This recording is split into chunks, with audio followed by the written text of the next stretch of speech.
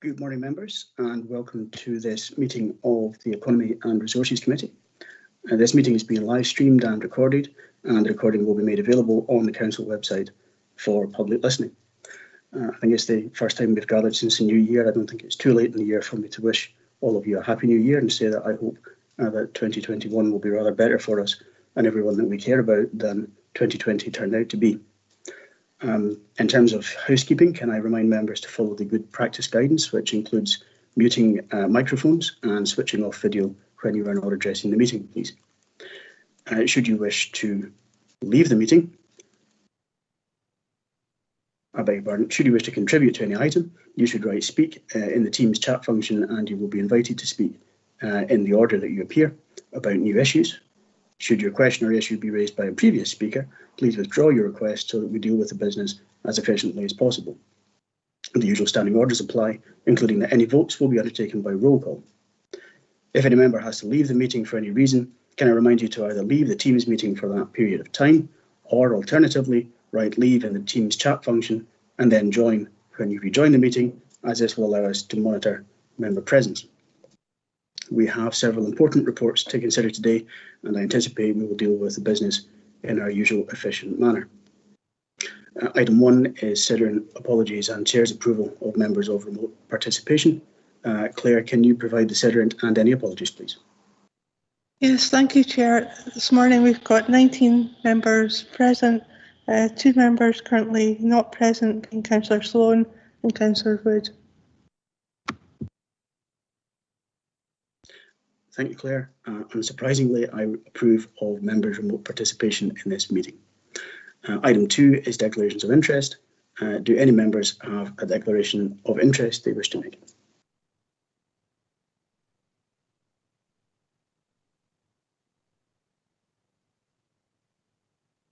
Okay, I take it there are no declarations of interest. Item 3 is the minute of the previous meeting of 24th November 2020. Can we note the minute of that meeting of 24th November 2020, please? I'll take it that we can. Similarly, item 4 is the minute of the previous meeting of 26th November 2020. Are we content to note that minute too?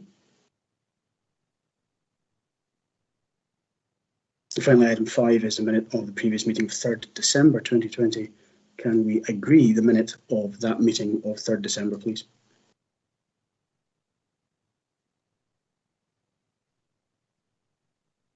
I see no dissent. I'll take it that is agreed. Item 6 is the Climate Emergency Declaration Strategic Plan, a Dumfries and Galloway route map to carbon neutral, report by Director Economy and Resources. This report presents the draft strategic plan to support our ambitions to reduce the region's carbon emissions as agreed in our Climate Emergency Declaration. This report builds on the baseline work that we considered in November, which provided a basis of measuring our progress and informed the direction of the plan that's in front of us today. I'm sure members of the cross-party working group on the climate emergency will wish to make comment on various aspects of the report and on its progress from their own perspectives. From my part, I welcome the work that has been done on this important issue, despite the significant and competing demands of the pandemic. And I think that very much reflects the importance that we have placed on this area of activity through the creation of our new council priority. Simon Fieldhouse and Sarah Farrell are here to assist the members have any questions. Simon, Sarah, welcome. Is there anything that you would like to add to the report, please? Thank you, Chair. No, nothing to add. I'm happy to take any questions, Chair. Simon, thank you very much. I'll go to Councillor Campbell first, please. Thank you, Chair, and thanks Lorna and Simon for bringing forward this very important report with a number of equally important recommendations. From my perspective as the chair of the cross-party working group, I very much see the strategic action plan as an important milestone in terms of the implementation of the 12-point plan, and as overseen by the members of the cross-party working group. But what it does mark is a transition, I suppose, from putting in place the strategic framework to actually taking direct action to decarbonise within the council, and our officers from across the council will need to start to look at the action plan and develop proposals to decarbonise within their particular area of work. As per the recommendation in relation to partnerships, I think from this point we really need to start to move quickly in developing strong strategic partners within the region to support our ambitions to be carbon neutral. And a good example of this is the early work that officers have been doing with the Dumfries and Galloway National Farmers Union, who are very keen to work along with us on this. And finally, in terms of the citizens panel, I had hoped that we would have already sort of had the citizen panel up and running, but as the chair mentioned, there have been particular challenges in relation to the pandemic, although we have made some very good progress. But I think the citizens panel recommendation is really important. We need to get this right. The transition away from carbon within the region is going to have an impact on everyone. Everyone has to play their part, and people within our communities and our partners will need as much support as they can from the council, but we have to listen carefully to their thoughts, views and ideas on how to support our ambitions for 2025. That's great. Thanks very much, Chair. Thanks very much, Dougie, and I certainly agree with your assessment of the importance of the citizens panel. Without a doubt, really important that we get this right. I'll bring in Councillor Driver, please. Yeah, thanks very much, Chair. I think just following on from Dougie there, if members were to look at the graph on page 45 of the appendix of the minutes, you'll see where we are as Dumfries and Galloway Council with the the different carbon issues. And I think it's really important that we do have the citizen panel set up, as well as dealing with other partners, because we are very much an influencer as a council in making sure that we reach our target. And I think I have to say I've been pretty impressed with the cross-party working group and the officers group, who have certainly taken the priority on board. And just say thanks to Simon and Sarah for the work they've done so far. Thanks very much, Archie. Can I bring in Councillor Brodie, please? Thanks, Chair. As a member of the working party, I'm very pleased with the plan which is before you. We have the plan in place now, so the hard work begins now to reach our targets for 2025 as a council, and that means everybody being on board and everybody taking part within the council, taking part in meeting these goals. So I look forward to that challenge and everybody working together to produce the results we need. Thank you. Thanks very much, Richard. And now I'll go to John Martin, please. Thanks, Chair. It's just on the figure, the thing in figure 4, like, it's got installing zero carbon heating systems such as heat pumps and that, etc. And we've got empower our communities and stakeholders to make significant changes. And yet, looking round about, the only changes I seem to be is we're going for is the amount of log burners that are getting put into houses, especially around about, as I say, I can see round about my area, when you're out walking, that there seems to be a proliferation of log burners getting put into people's houses. Have we any idea how much carbon and that these are thrown into the air? Because I'm looking out it now and I can see 2 in the smoke coming out the chimneys of the log burners.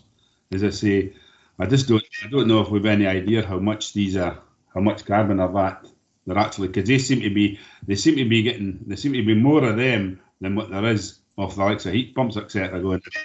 So thanks. Thanks, John. Simon, any comment on that issue, please? Hi, thank you, Chair. I mean, I don't have figures in front of me in relation to obviously how many we've got across the region or their carbon emissions. Obviously, depending on the source of the fuel being burnt, obviously that can have a lower carbon impact than some of the other sources at this moment in time. But it is an issue, and obviously it is an area that we are looking at working with partners to look at how we can obviously look at more sustainable measures of heating people's homes to be put into place. But it is a valid point that Councillor Martin's made. Right, thanks. Thanks, John. Thank you, Simon. I'll go to Councillor Johnson next, please. Malcolm. Thank you, Chair. This made for quite interesting reading this report, and I quite enjoyed it. And clearly, it's a direction of travel that we're all keen to pursue. So my question just relates largely to, just a wee bit of breakdown on the cost, and whether that's a net cost, because presumably if we're becoming more efficient, we're going to save a bit of money anyway in the budget. And the next thing is, it was leading on from the REP and the report there. And in this report, page 52, it shows a reduced amount of forestation. And if my memory serves me right, back from Friday at the REP, we were talking about increasing forestation. So is there any liaison between the two groups?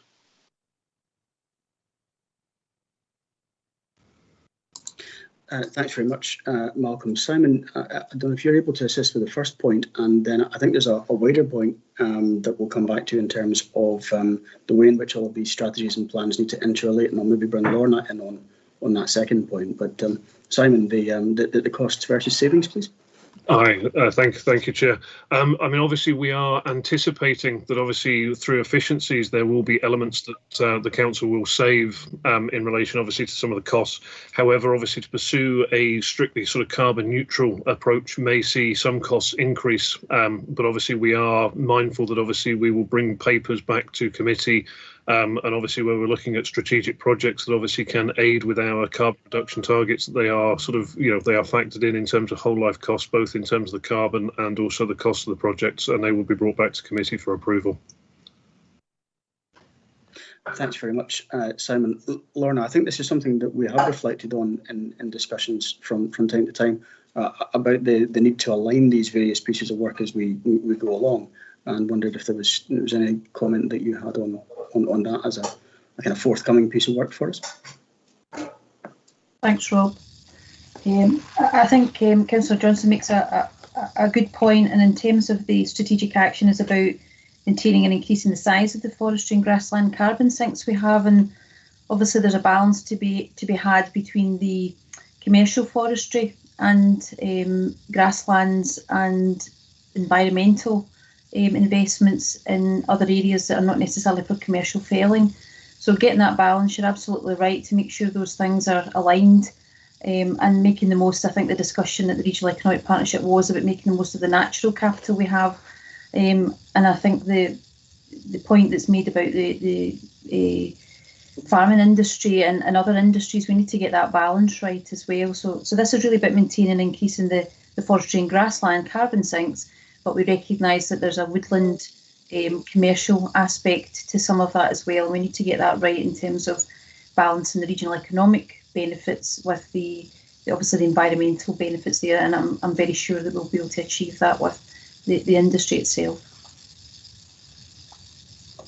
Thank you, Lorna. I think that's very helpful.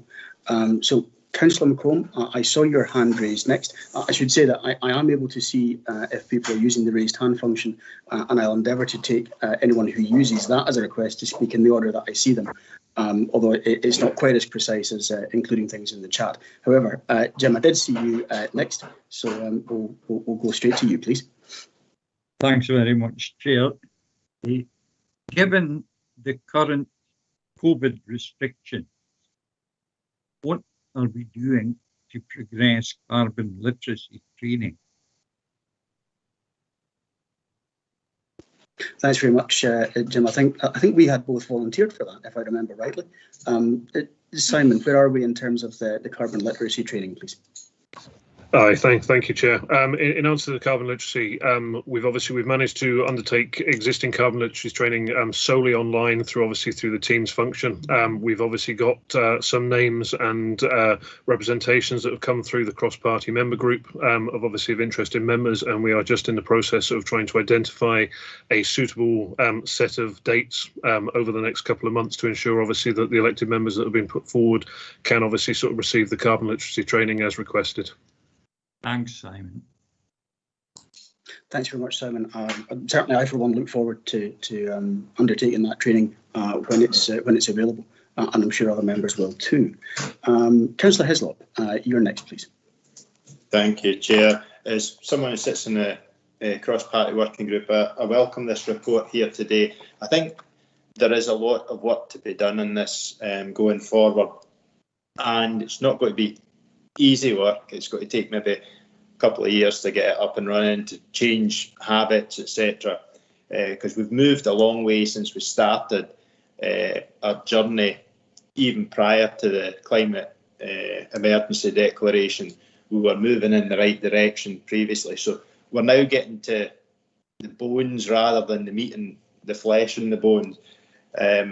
So I think it might slow a wee bit, but there are things that we can do, and I welcome the fact that we're looking at working with our partners in the NFU to see how they actually want to take things forward. A couple of questions. Welcome the part about the carbon literacy training, down to the fact that actually it'd be a good time if you could fit me in the next couple of weeks while COVID restrictions are on, just in case if they go and wash dishes. But it'd be helpful if it could be done sooner. And the other one, just with regard to the budget requirement, it's just for my own understanding, paragraph 3.31, it says, in addition, resources are required. Now, the 185,000 that's being asked to be identified within the budget, is that an additional 185? Or is it an additional 85 over and above the existing 100,000 that we already spend? It's just the way it's worded. I'm just not sure if it's what's already in the budget plus 85 or if it's the full 185. And have we any ideas if we could actually find that 85 from within the current budget of economy and resources, so that we're not putting additional pressures on the budget when it comes budget day?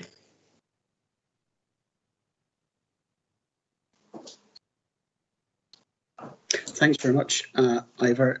Simon, so I'm not sure whether you'll be able to assist with the budget items, but can you help with those questions, please? Aye, thank you, Chair. Through yourself. The 185 reference within the report is an amalgamation. So there was an additional or an initial amount that was allocated for climate emergency that was around about the £100,000. What we're seeking to do is obviously to confirm and to consolidate that through the 185 that has been put within the report. Obviously, that is subject to obviously going through the correct budget setting process, and obviously I believe the recommendation is for members to note and for us to refer that to the Finance and Transformation sort of committee that's obviously meeting to discuss budgets later in February. Okay, thanks, Simon. Ivor, do you want to come back? No, that's answered the point. It was just to clarify whether I thought it was the 100 plus 85 rather than the full, an additional 185. Thanks. Okay, thank you. Thank you very much. I'll just check briefly that there are no other members wishing to speak. Councillor Wood. So I see your hand raised. Carry on, please.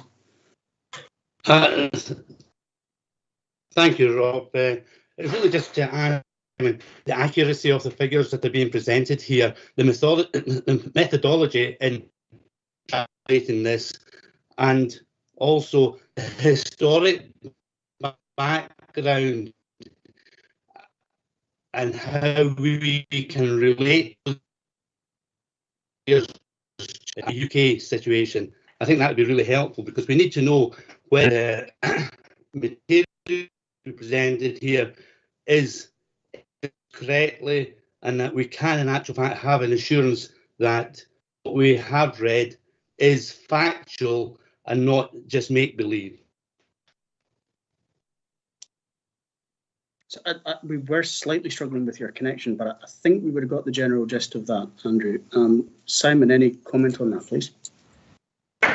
Aye, thank you, Chair, through yourself. And obviously we've undertaken the baseline assessment that we brought to committee back in November. That is following obviously the national guidance in terms of baseline emissions and calculations.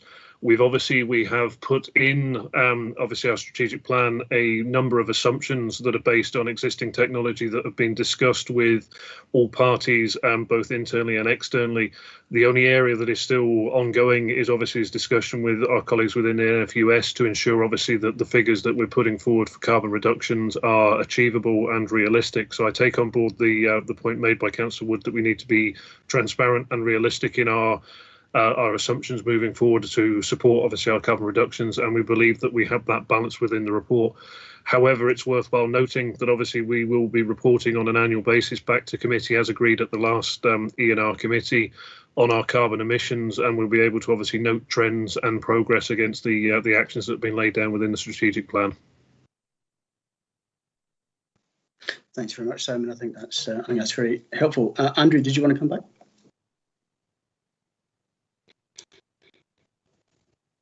Yeah. Thank you, Rob. Once again, 60, and in particular the agricultural section where they're talking about the various sheep and cattle impacts and benefits. Within that whole graph, well, not graph, the whole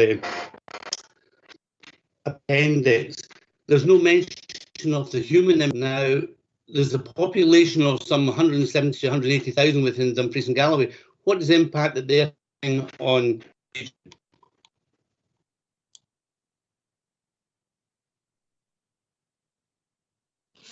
Thanks, Andrew. So, Simon, I think if you were able to pick that up, I guess it was a question about the activity of the effect of the population of the region in terms of climate change and emissions. Yes, thank you, Chair. I mean, I think obviously sort of what we've tried to do within the assumptions, which are contained obviously within the strategic plan, is obviously look at it's the carbon emissions associated obviously with the services. So things such as obviously buildings and streetlights, transportation, non-domestic buildings, and waste. So we've run through the figures supplied by Bayes to obviously give us the sort of the right calculators for our population, and we've included those within obviously our emission totals for those particular sectors, rather than trying to look at it in terms of household. We've looked at it obviously per sector, where we can obviously make impacts in terms of our infrastructure and responses to those. So I would like to think that they are included and incorporated within the figures that we've got, but we'll be happy to obviously have a discussion with Andrew or Councillor Woods if required to obviously sort of assure him further on these things. Thanks very much, Simon. No, I think that's Thank you. That's extremely helpful, Simon. Okay, so I will check again in case any other member wishes to speak or make an intervention. The pauses are so that I don't leave anybody out, because clearly this is, in fairness, the second time that we've met online only, but only the second time. Sorry, Councillor McComb, you want to come back in, please?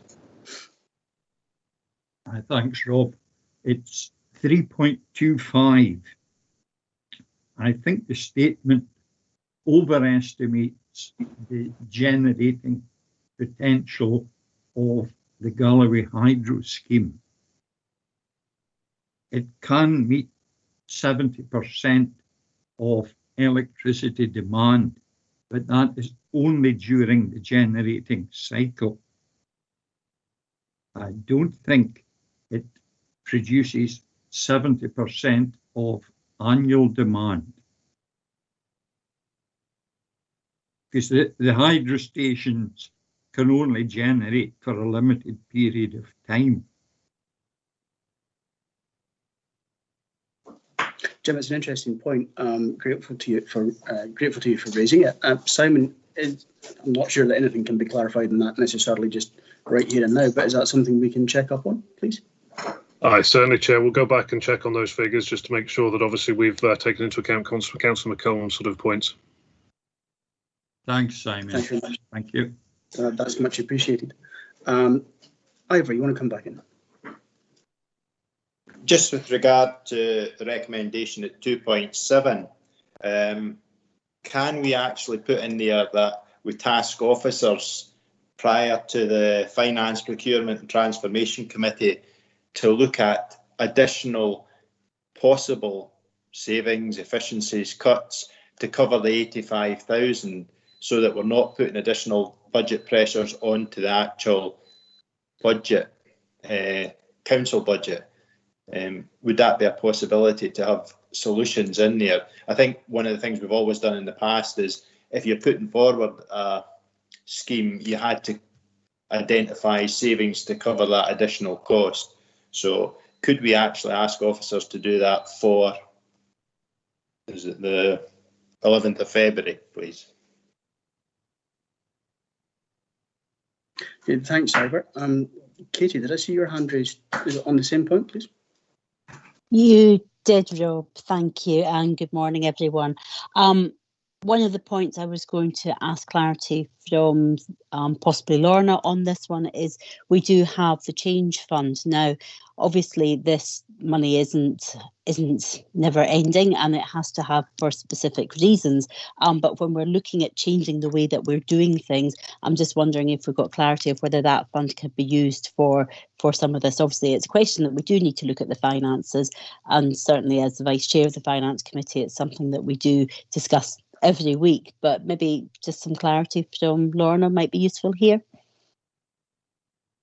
Katie, thanks for that. Yes. Lorna, can you assist on that point, please? Thanks, Chair. I think there's 2 points here in relation to the points Councillor Hislop makes. Obviously, the budgets are under severe pressure in a normal year. We've had a significant number of reductions over a long period of time in terms of efficiencies. And this is additionality for the council. This is a new priority. Council's climate declaration, emergency, and that significant interest from members across parties about investing in achieving this quite ambitious goal. And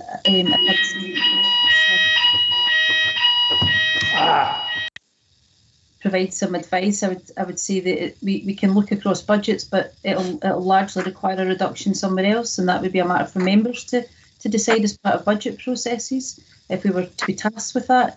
I think referring to Councillor Hagman's point, indeed members may wish to allocate monies from the change fund, and if that was something that was to be considered as a route to providing these resources to achieve the ambitions in the strategic plan, then I think that's entirely legitimate. And I suppose that's really a matter for members to determine in setting the budget for the year ahead. Thank you, Lorna. It is up to us.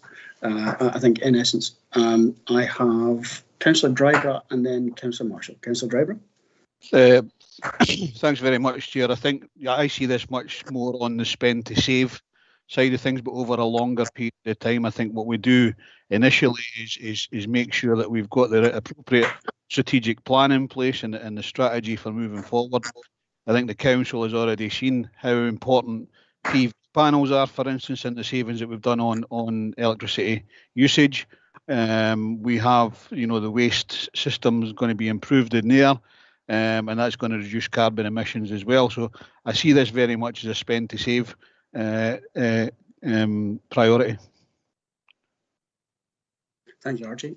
Councillor Marshall. Yeah, thanks, Chair.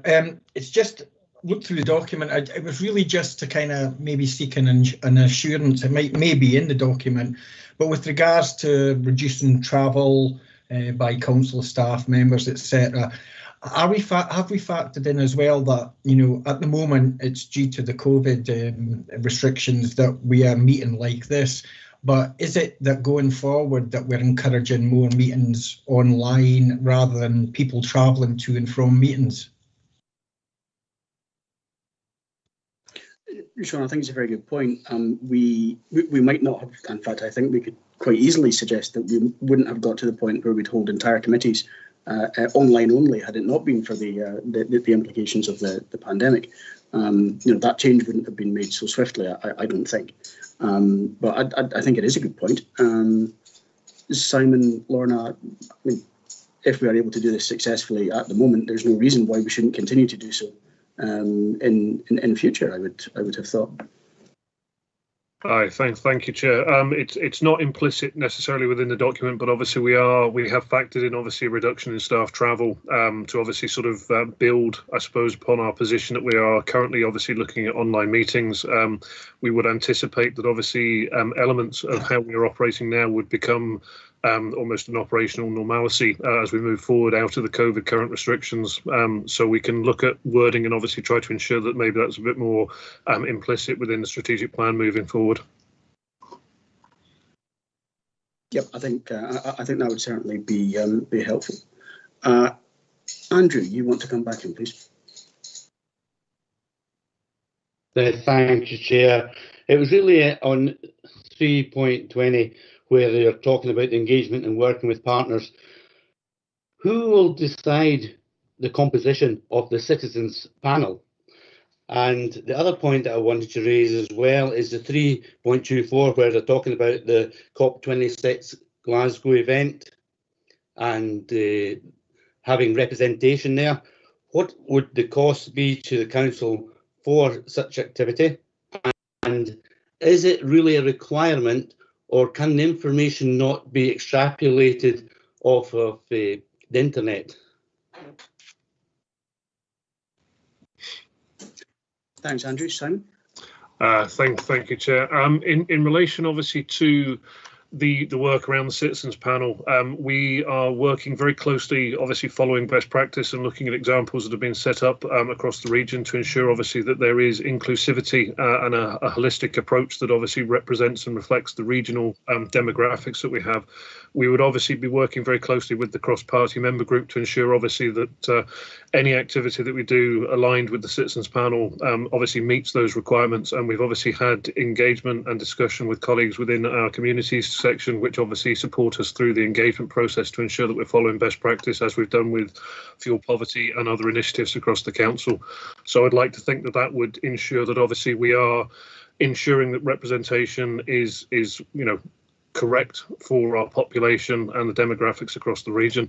In relation to the section 3.24 onwards within the report in relation to COP26 in Glasgow, we have just started those discussions. That doesn't necessarily actually mean that we are looking at having a presence at COP26 at this moment in time. We are working out how we can obviously have the best engagement to represent the region and demonstrate obviously the successes we're having at a local level for delegates of COP26 to be aware of. And obviously we would come back to committee to seek any approvals if there was any cost associated with that. At the moment, it is just officer discussions across ourselves, SOS and Scottish Borders Council. Thanks, Simon. Andrew, you want to come back? Yeah, if you don't mind. Simon, can you give us an estimated number then of the persons or organisations that will be represented on the citizens panel? Aye, thank you, Councillor Wood. At this moment in time, we're still pulling it together, but we would anticipate that obviously we were looking at obviously youth representatives from different sectors, from different population areas. If we took an example as being sort of another local authority area that's already set up a citizens panel, they're looking at around about 50 delegates that would be sitting on that particular panel and advising obviously through the citizens panel route. We need to obviously look at our population size and make sure that obviously we have got the right representation in terms of numbers, but we wouldn't be looking at excluding any group or ensuring obviously that sort of anybody is disadvantaged by the citizens panel being put into place. Thanks, Simon. Clearly, the matter of COP26 will be one for a subsequent meeting. Should it turn out to be something in terms of attendance or participation that we ought to be considering and making a decision on. My own view, I have to say, is that if the entire world is descending on Scotland to discuss climate change, it would be rather strange for us not to travel 70 miles to go and see them. That might be a little too insular, I think.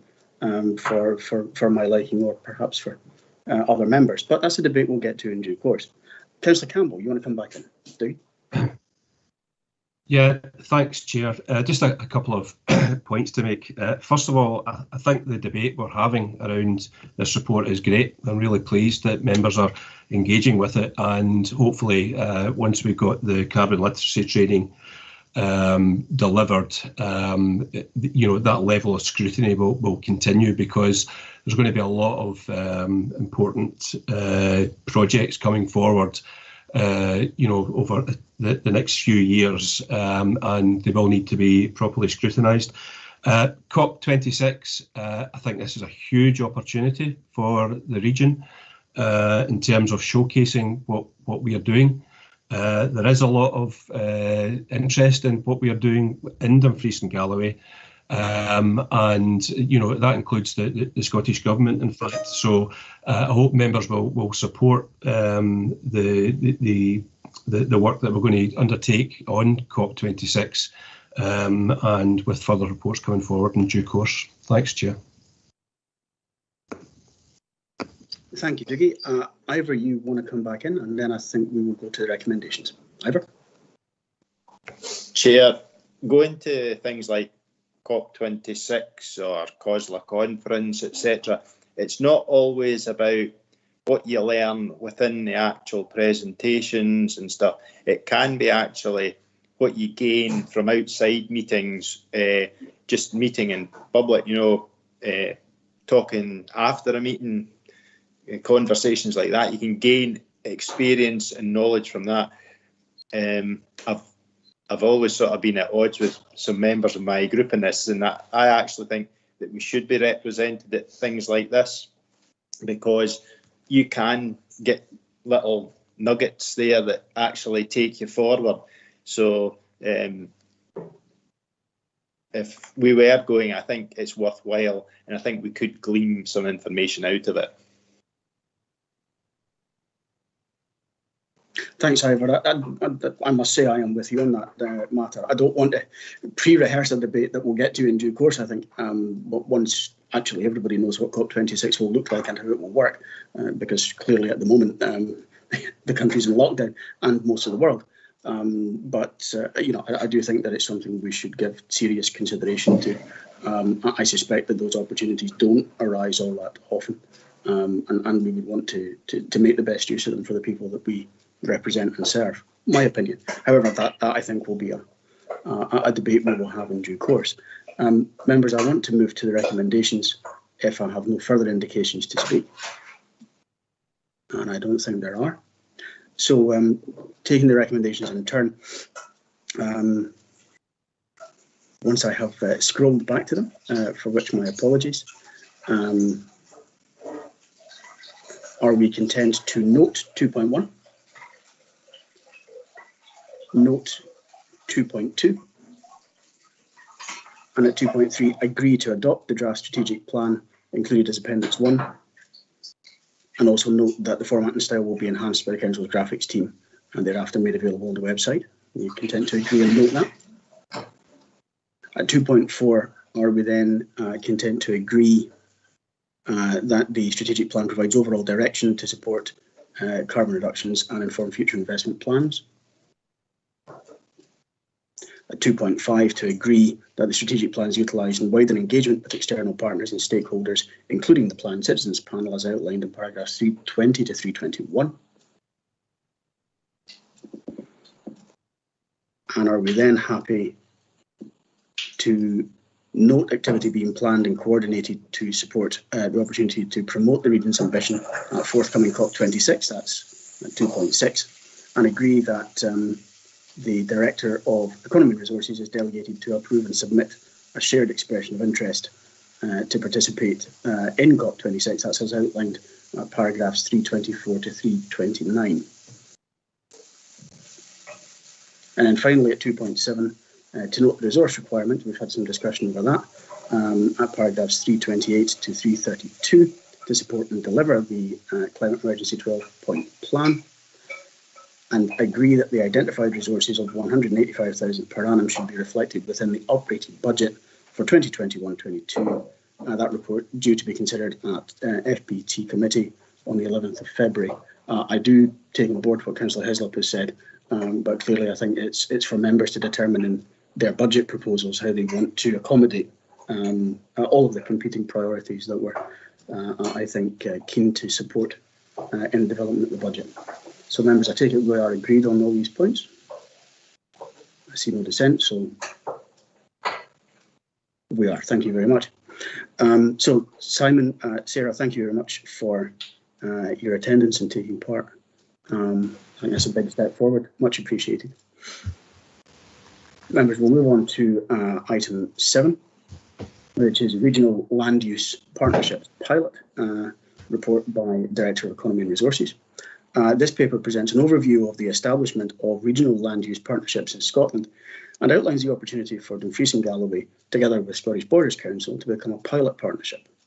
Land use partnerships will be expected to develop land use frameworks in the future, and that those will provide an overall framework of land rights, responsibilities and public policies to promote, fulfil and respect the relevant human rights in relation to land, contribute to public interest and well-being, and balance public and private interests. Ultimately, the aims of this work will be to support sustainable economic development, protect and enhance the environment, help to achieve social justice, and in turn build a fairer society. As the report highlights, becoming a volunteer pilot will provide an opportunity to work together with other pilot regions alongside the Scottish Government in order to help shape how land use partnerships will work in practice and directly influence the detail within the planned frameworks. It is effectively a chance to get in on the ground floor of the development of this area of activity. Simon Fieldhouse has stayed with us to assist if members have any questions. Simon, is there anything you'd like to add before I open it to members' questions and comments, please? Nothing further to add, Chair. I'm happy to take any comments or questions. Simon, thanks very much. I'll open it to members' questions and comments, please. Katie, Councillor Hagman. Thank you, Rob. Thank you, Simon, for this report. And yes, I mean, obviously, we're looking at noting the report because our responses have already gone in regarding this, and it is really welcome. I think here in Scotland, we are leading the way in terms of our land reform, in terms of access to open spaces, and obviously we're coming up to our open space and new development policy and the LDP2 guidance later on, of which some of this stuff actually is touching. But I'm just wondering, and it makes reference to the strategic woodland pilot that we had agreed through the old EE&I committee, and I'm aware that that pilot is on hold, and in fact it's mentioned in a subsequent paper that it is on hold. Is there going to be opportunities for us to take that forward, and how are we going to make sure that all these different organisations are working together? Because obviously it makes reference to working with Borders and the regional strategy. We've also got the regional economic partnership, we've got SOCI, we've got lots of different things going on. So how do we ensure that we work collaboratively together and we're not repeating work that may be being done elsewhere? Katie, thanks very much. Simon, maybe bring you in on the forestry point, and then potentially Lorna in terms of the need for wider alignment. Simon first, please. Thank you, Chair, and through yourself. Yeah, I mean, I think the opportunity is there. The strategic woodland project that obviously, as Councillor Hagman referred to, was approved through E&I previously, remains on hold just at this moment in time as we're watching obviously progress that's being made with colleagues in the Scottish Borders, so we can learn lessons and obviously adopt the best practice on these things. We are obviously wanting to ensure that obviously projects such as the forest expansion project can be incorporated with activities such as the regional land use pilot, and also sort of opportunities through the natural capital stream, through the Borderlands proposal, which obviously will come to members in due course. So I think these things are moving forward. They are all integrated, and I think obviously through establishing a regional land use pilot, we hopefully have a mechanism to ensure obviously that some of the communication and engagement with other groups that Councillor Hagman has intimated can be delivered to ensure that we avoid duplication, and obviously hope that obviously we get a concise and collaborative approach across the south of Scotland. Simon, thanks very much. Lorna, I don't know if there's anything you wanted to add? Just to say, I absolutely appreciate Councillor Hagman's points about a complex landscape and lots of layers and tiers of developments around this sort of area in terms of developing borderlands as well, which hasn't been mentioned. And we're very much keen that the people we're speaking to, the groups we're working with, the partners we're working with are the same partners.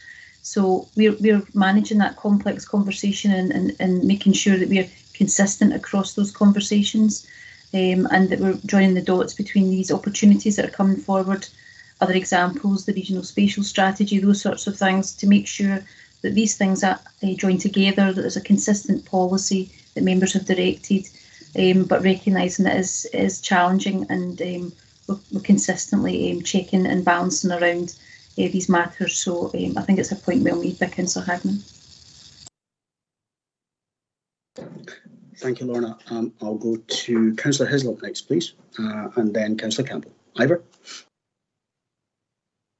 Thank you, Chair. I read this report and I couldn't really understand what we're actually planning to get out of this. So I thought I'd have a wee bit deeper dig into it and see if I could find things. So I went and looked at the Arluff from Scottish Borders, who started this in 2013.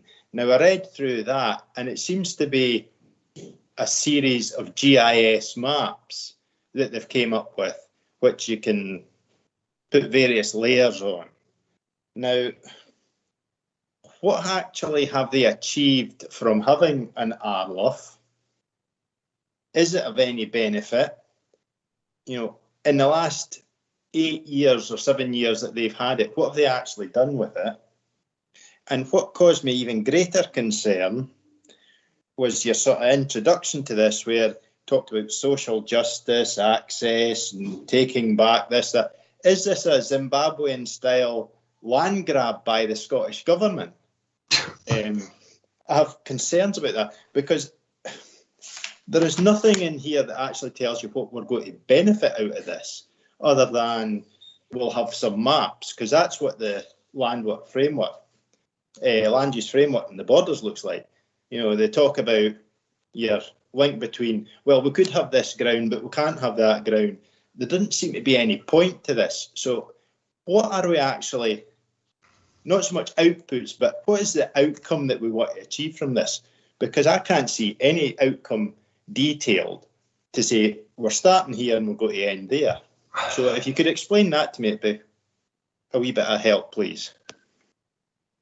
So I'll deal with the bit that Simon clearly cannot. I think no one in their right mind is suggesting Zimbabwe-style land grabs in any way, shape or form. You'll note that I talked about human rights.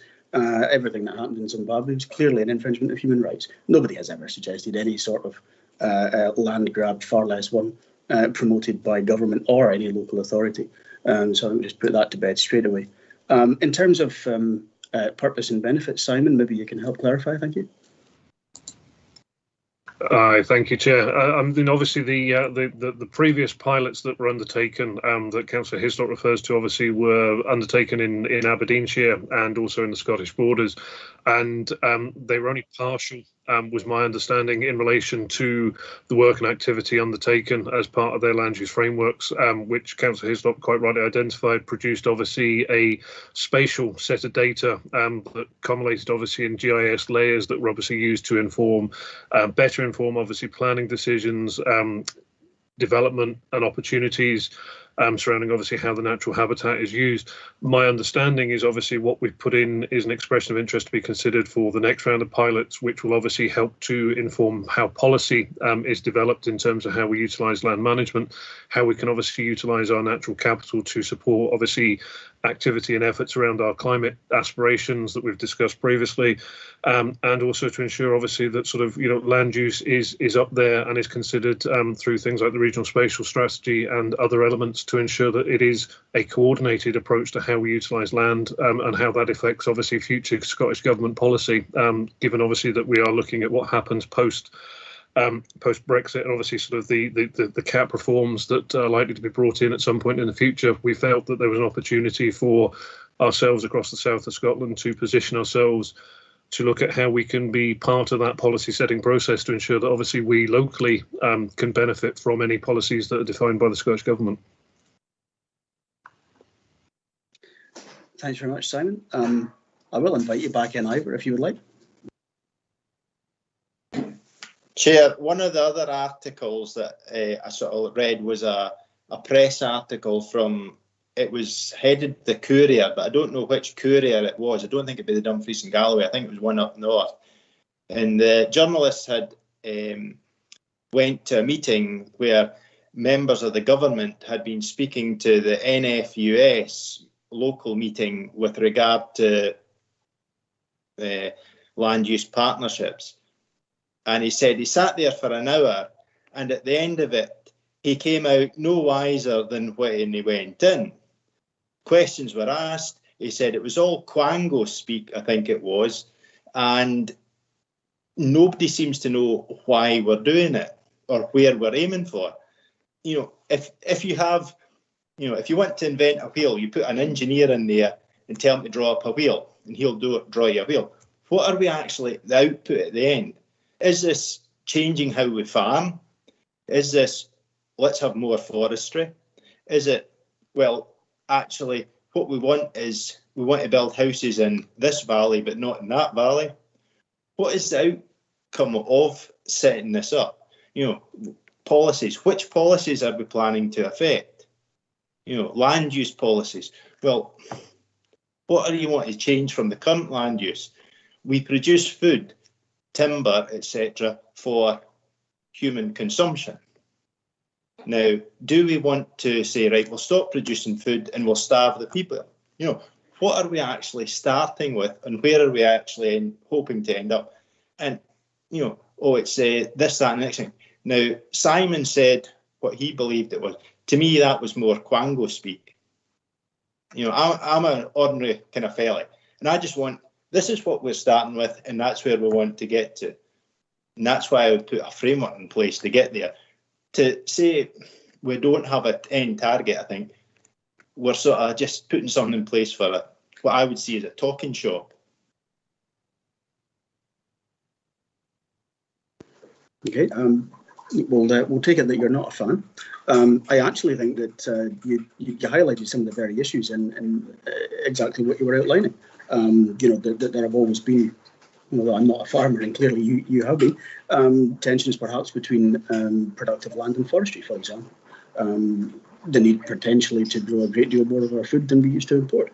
You know, how this interrelates with the climate emergency declaration and the planning that we are discussing in the previous item.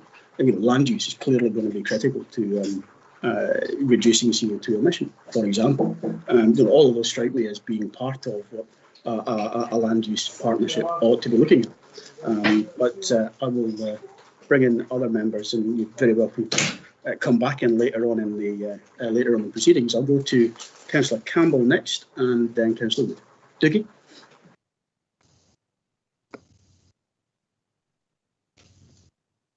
Thanks, Chair. I suppose my question is more about process, and the question is, will updates on this pilot come back to committee for members to scrutinise the progress that's been made? For me, you know, obviously I'm attracted to this report in terms of the impact on climate change. So I think the information that comes from this pilot will be very helpful and informative for the council and indeed our partners. So it's just to get confirmation on how we'll receive updates on this pilot. Thanks, Dave. Simon? Thank you, Chair, and through yourself. Yes, I mean, obviously we've put in the expression of interest, which obviously will need to be evaluated by colleagues within the Scottish Government.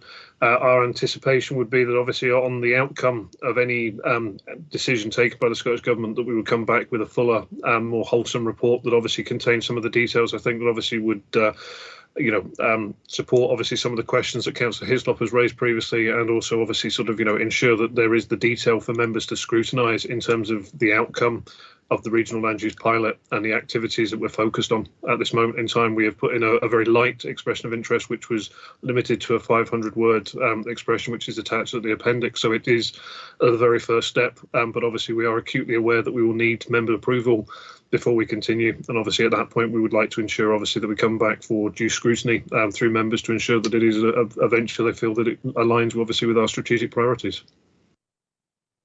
Okay, thank you very much, Simon. I think that's very helpful. We will get a chance to go into the matter in detail when that comes back. I'll go to Andrew next. Andrew. Thank you, Chair. Excuse me.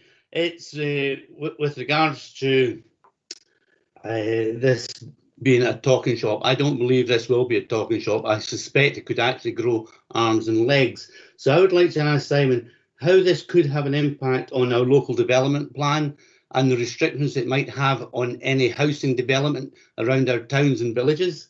I would also like to know what impact it could possibly have on the proposed Galloway National Park and the restrictions it might create there. Has there been some thought put into those areas, and if so, what? Thanks, Andrew. Simon? Thank you, Chair, and through yourself. In short, my understanding is that anything that we do with the regional land use pilot should obviously inform our policies at a local level in terms of LDP, but they should be complementary.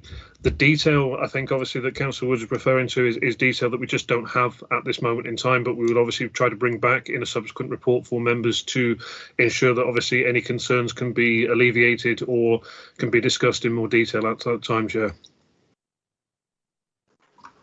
Steve, I see you turned your camera on there. Was it with regard to local development plan?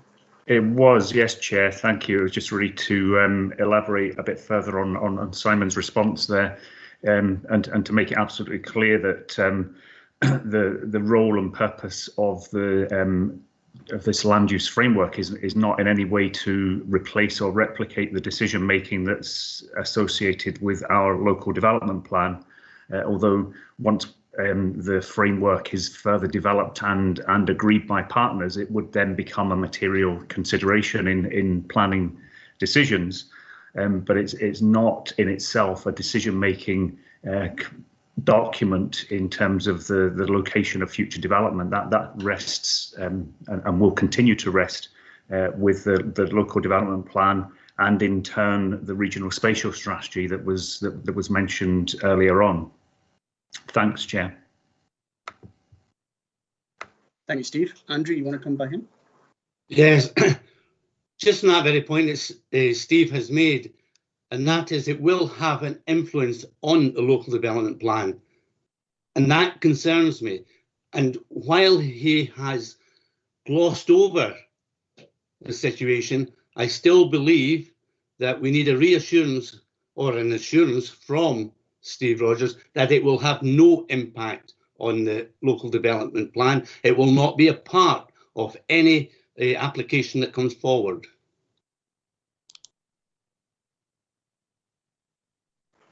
Not clear that's an assurance Steve can give, but I'll defer to his judgment. It's not. I mean, the clarity, Chair, that I can provide is that the land use framework will not form part of the statutory planning system. It's not a statutory planning document. Okay. It turns out it is indeed an assurance that Steve can give. I hope that is helpful. No, I appreciate that, Rob. Thank you. So members will turn to the recommendations. Are we content to note 2.1 and 2.2, specifically 2.2, that a fuller report will come back to us once we have feedback from the Scottish Government? Are we content to note both of those, please? Okay, thank you, members. We'll move on then to item 8, which is COVID-19 Business Support Funds Update, report by Head of Economy and Development. We're presented with an update on support available to local businesses within the COVID-19 Strategic Framework Fund and information on other business support funding, which is being announced by Scottish Government. A summary of action taken so far to deliver the framework funding and the other funds to be administered by the government is provided, as well as information on the activity and resources associated with those. The move from Tier 1 to Tier 4 in this region following the surge in COVID-19 cases over and subsequent to the festive period has created a significant increase in the number of applications for support in the new year, as the report outlines. That has in turn required a significant increase in the resources needed to review and process these applications, and that work is, as members will understand, ongoing. I further understand that as of yesterday, the Council had received 2,268 applications for the Strategic Framework Fund. While the processing of these applications continues, it is anticipated that £2.2 million of grant will be paid, and that sum is expected to increase as further applications are processed. Over £3 million is also being paid to some 460 businesses in the hospitality and retail sectors in our region through the further top-up funding, again with more payments expected in the forthcoming days as more applications are processed. The report also provides information on the discretionary funding provided by the Scottish Government for allocation by our Council, in addition to the framework and sector funds, and this committee is provided with proposals to determine how this funding should be allocated. David Gardner and Steve Rogers are here to assist with members' questions and comments. Before I go to questions and comments, I would want to place on record my appreciation of the efforts that both they and their teams have been expending in getting payments processed to date, and in tackling the even more substantial tasks ahead of them in processing these further iterations of support. David, Steve, is there anything that you'd like to add to the report before we go to questions and comments, please? Thanks, Chair. There's nothing really to add to the report. This is a complex and evolving and changing situation, but we can pick up any further updates, I think, in response to points or questions that the members might have on the report. Steve, thank you very much. In that case, I will go straight to members, and I have Councillor Murray Leader first. Elaine.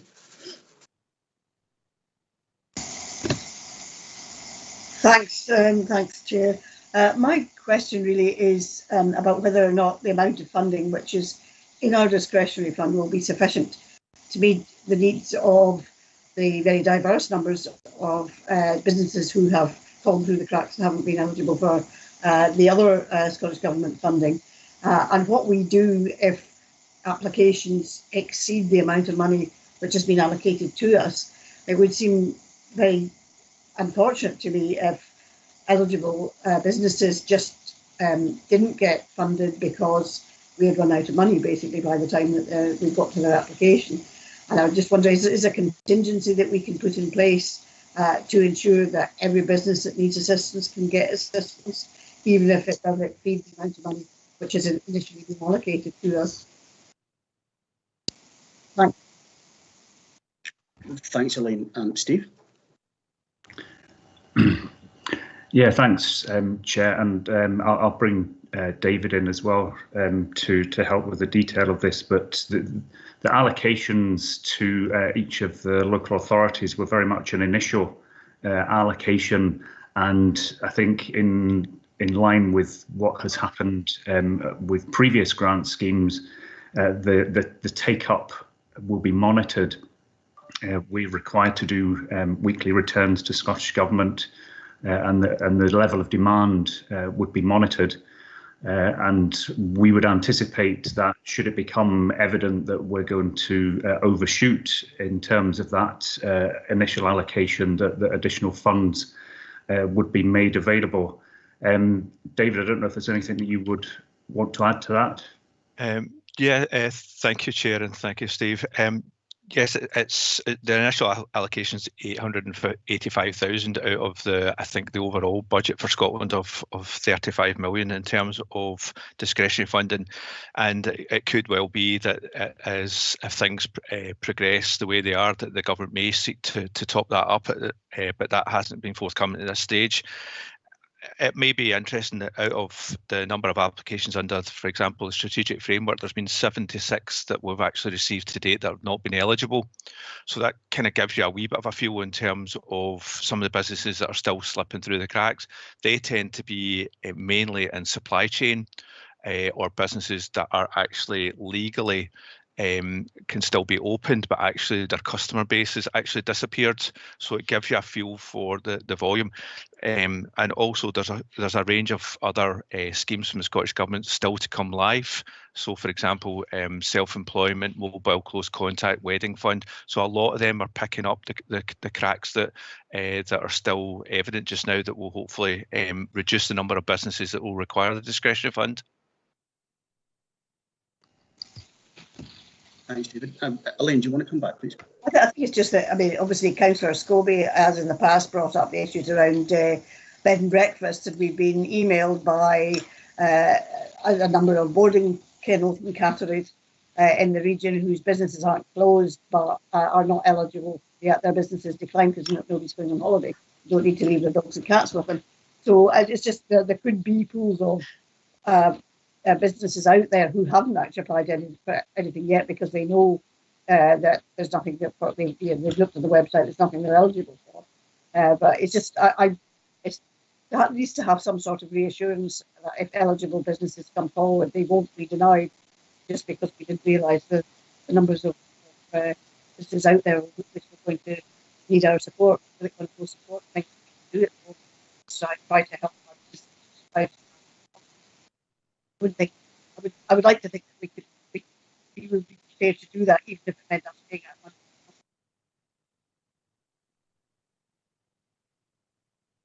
Elaine, your sound was starting to break up at the latter end of that. But I think if I'd picked you up correctly, certainly my own view is certainly that we should be erring on the side of paying first and working to realign any resources that we need to in the first instance, and then clearly making the case to Scottish Government that actually, that we have a substantial need which is greater than had originally been anticipated, and that we would like that refunded, please. But in the first instance, my preference, without a doubt, would be that we are on the side of supporting people in exactly the same way as we endeavoured to do during the first lockdown. I mean, that's, I think, very much in line with the approach we had originally taken.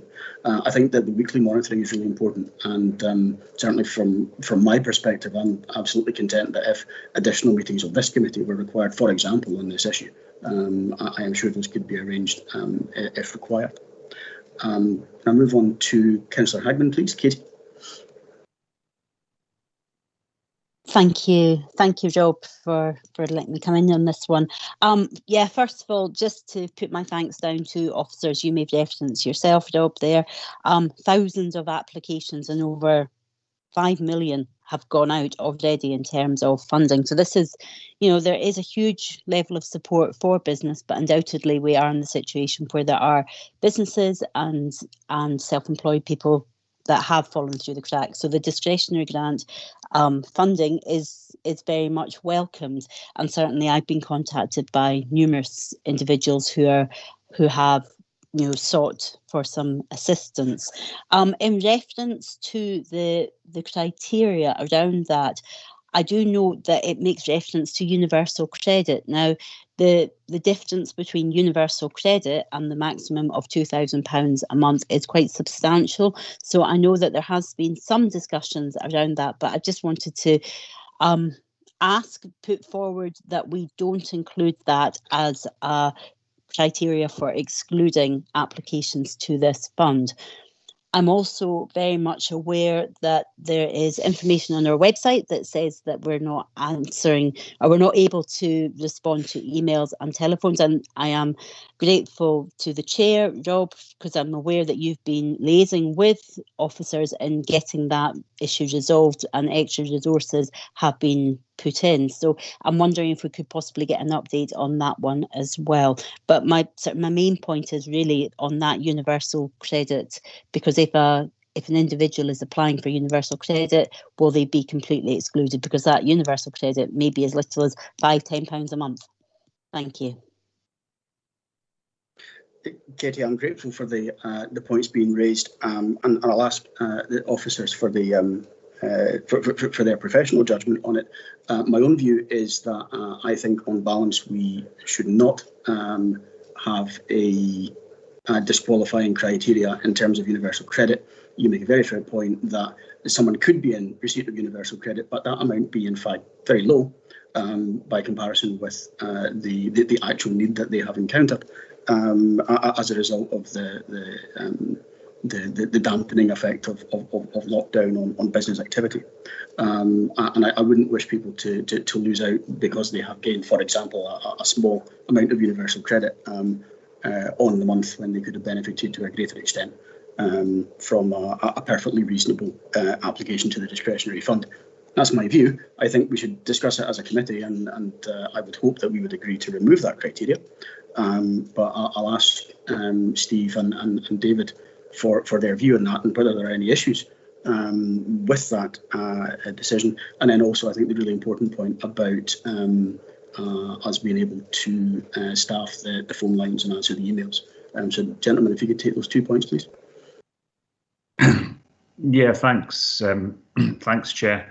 So the first point in relation to universal credit. So there is nothing in terms of the Scottish Government guidance that accompanies this fund that means that we can't make that change that's been suggested. So there's no requirement for us to include universal credit in the list of other supports that would disqualify businesses from the discretionary fund.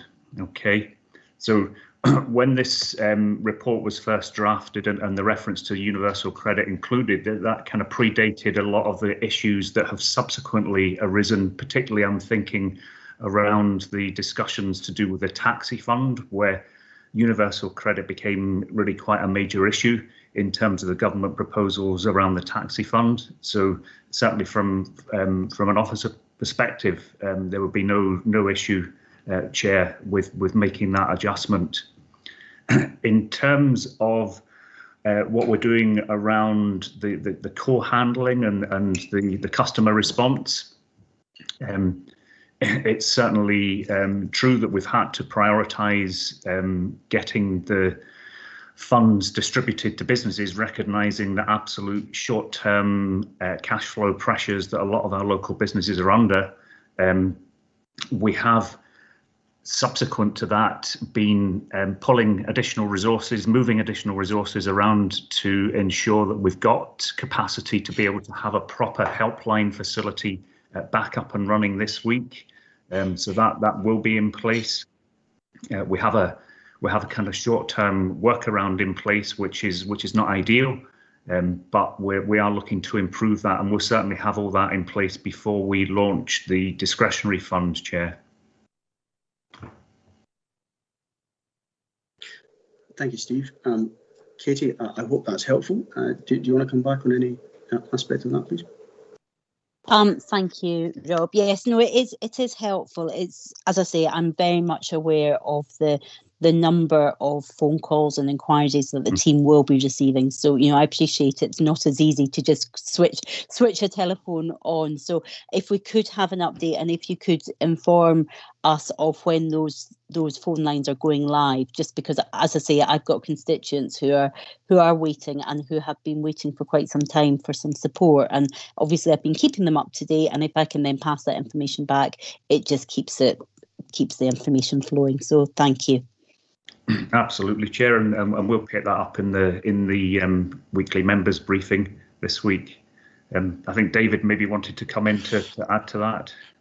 Yeah, thank you. Thank you, Steve. Thank you, Rob. Yeah, absolutely. The anticipation is to get the phone line back up this week, and also to start answering some of the email inquiries, because we do understand that people have perhaps been waiting for a few weeks to find out how their application is progressing. What we have done in terms of some workarounds is we have put a video onto the website, both in terms of how to complete the application, but also to address the kind of Q&A type questions that are normally asked. So that's all already live on the website.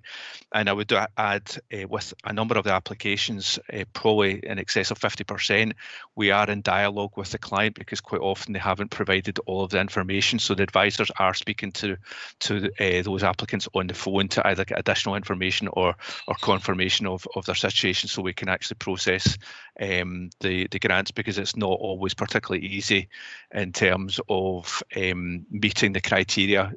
So we are in dialogue with many of the customers on this.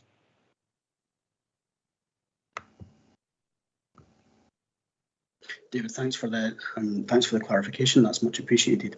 And I think absolutely very helpful to inform members as well as the public as to when the phone lines are able to go live again. Clearly, I think it will be much the best thing if that is as soon as possible.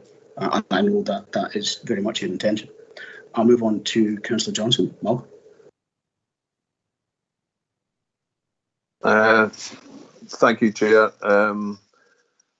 Again, I would like to back yourself and Katie up with thanking all the staff for the hard work they've been doing processing all these grants. It's much appreciated. A lot of what I was going to say has sort of been covered beyond that, and that I realise a lot of businesses are under a lot of pressure, and getting these phone lines and keeping contact open is going to be crucial. Because my experience is that this particular period from local businesses that I deal with has actually been harder in a lot of ways than the initial lockdown back in March and April.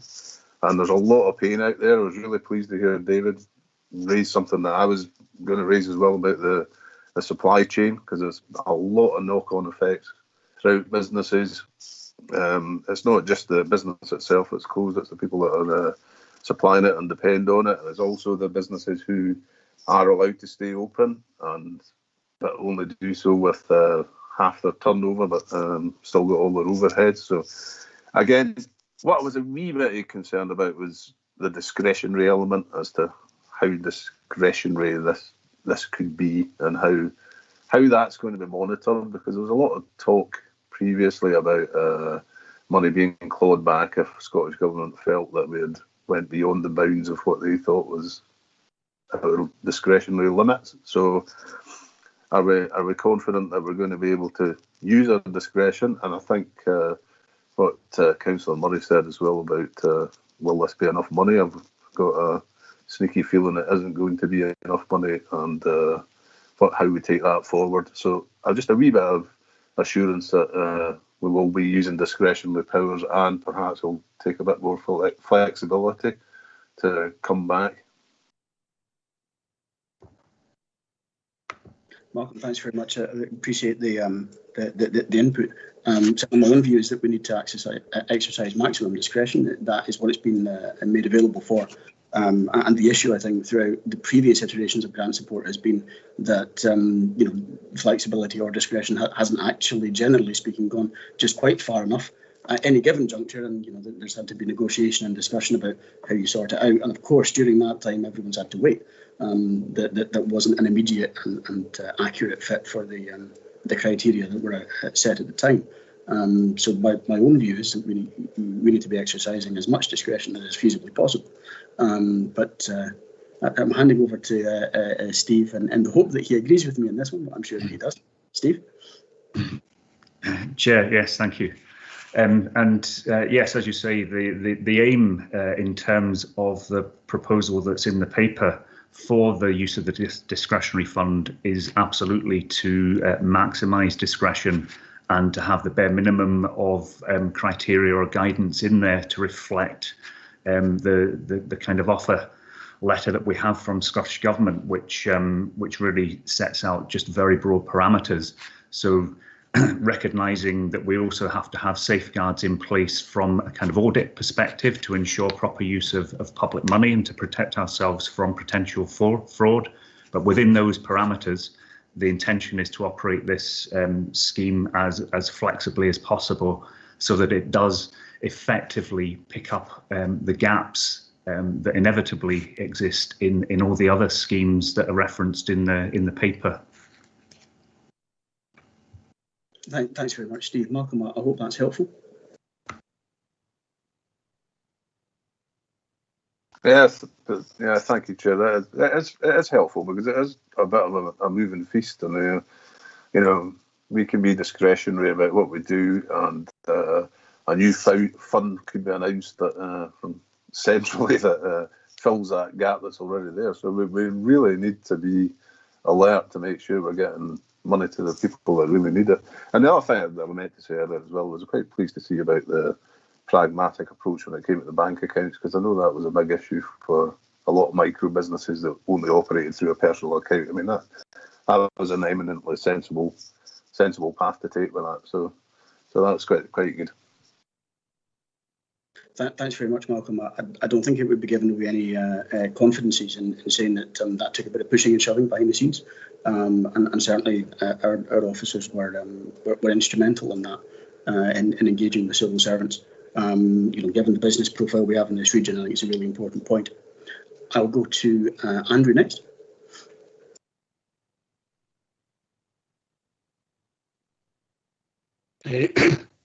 Rob, I'll tell you what it is. It's really good that people have identified that the self-employed are being hurt and hurt really hard. As a region, we have probably one of the highest percentages of self-employed within our region, so it has a greater impact on us. And I do feel that we've had a disproportionate amount of money allocated to our region.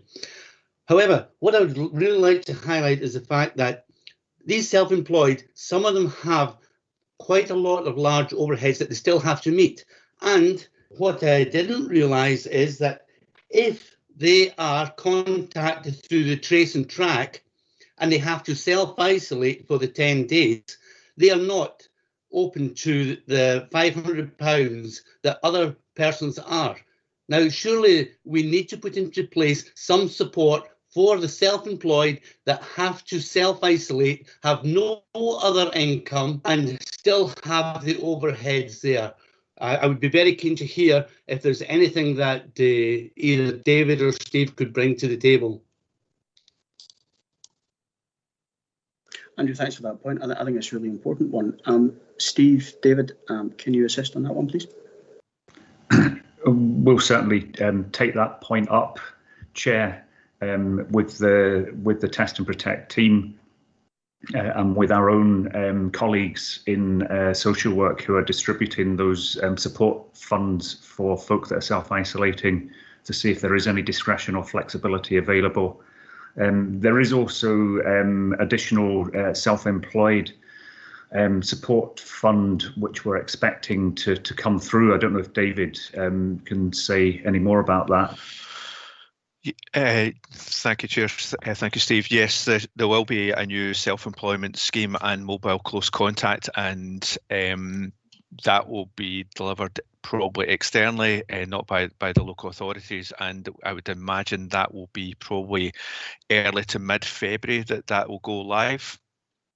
And obviously that complements what, in terms of self-employed, those who have probably been longer self-employed would get through SEIS, which is the UK government scheme. So you've got a combination of UK government and then the support that the Scottish government has done through the newly self-employed scheme, which we ran in mid 2020, and there'll be a new version of that coming on stream shortly. But as Steve says, we'll look at the particular point that Councillor Woods has raised in terms of self-isolation with regard to self-employment.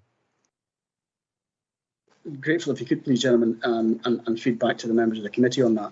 If that's something that requires to be escalated on the basis that it's a gap, then I think we should certainly do that.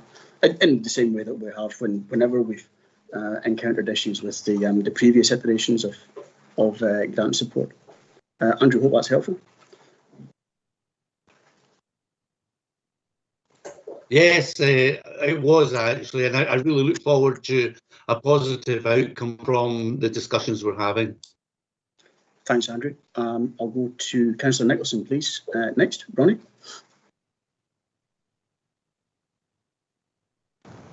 It's been answered, Chair.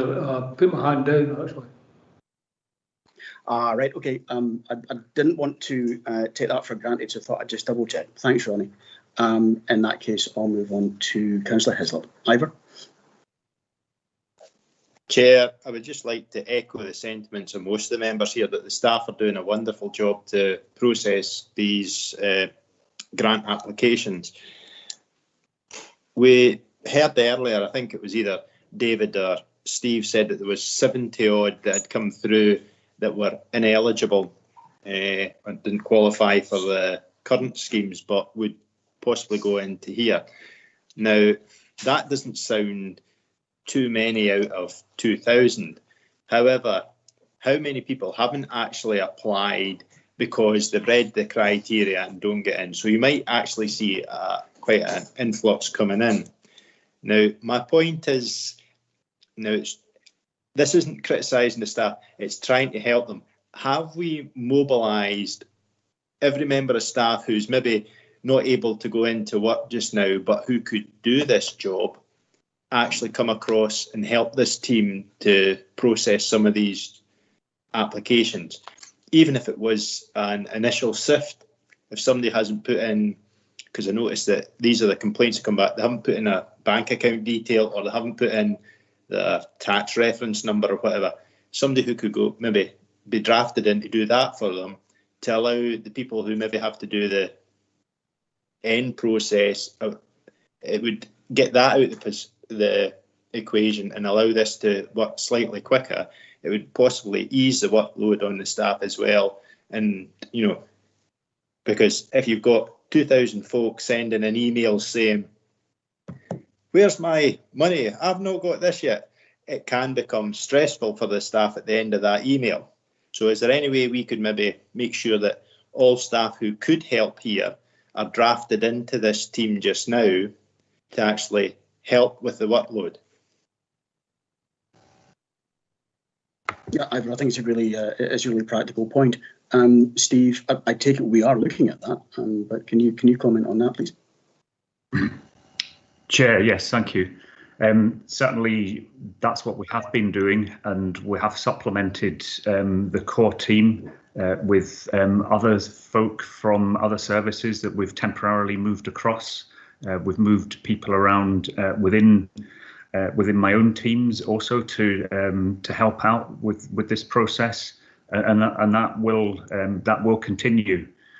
I think it's probably worth reflecting on the fact that there are also other demands on staff resource at the moment as a result of first of all the move into level 4, but then in particular the lockdown.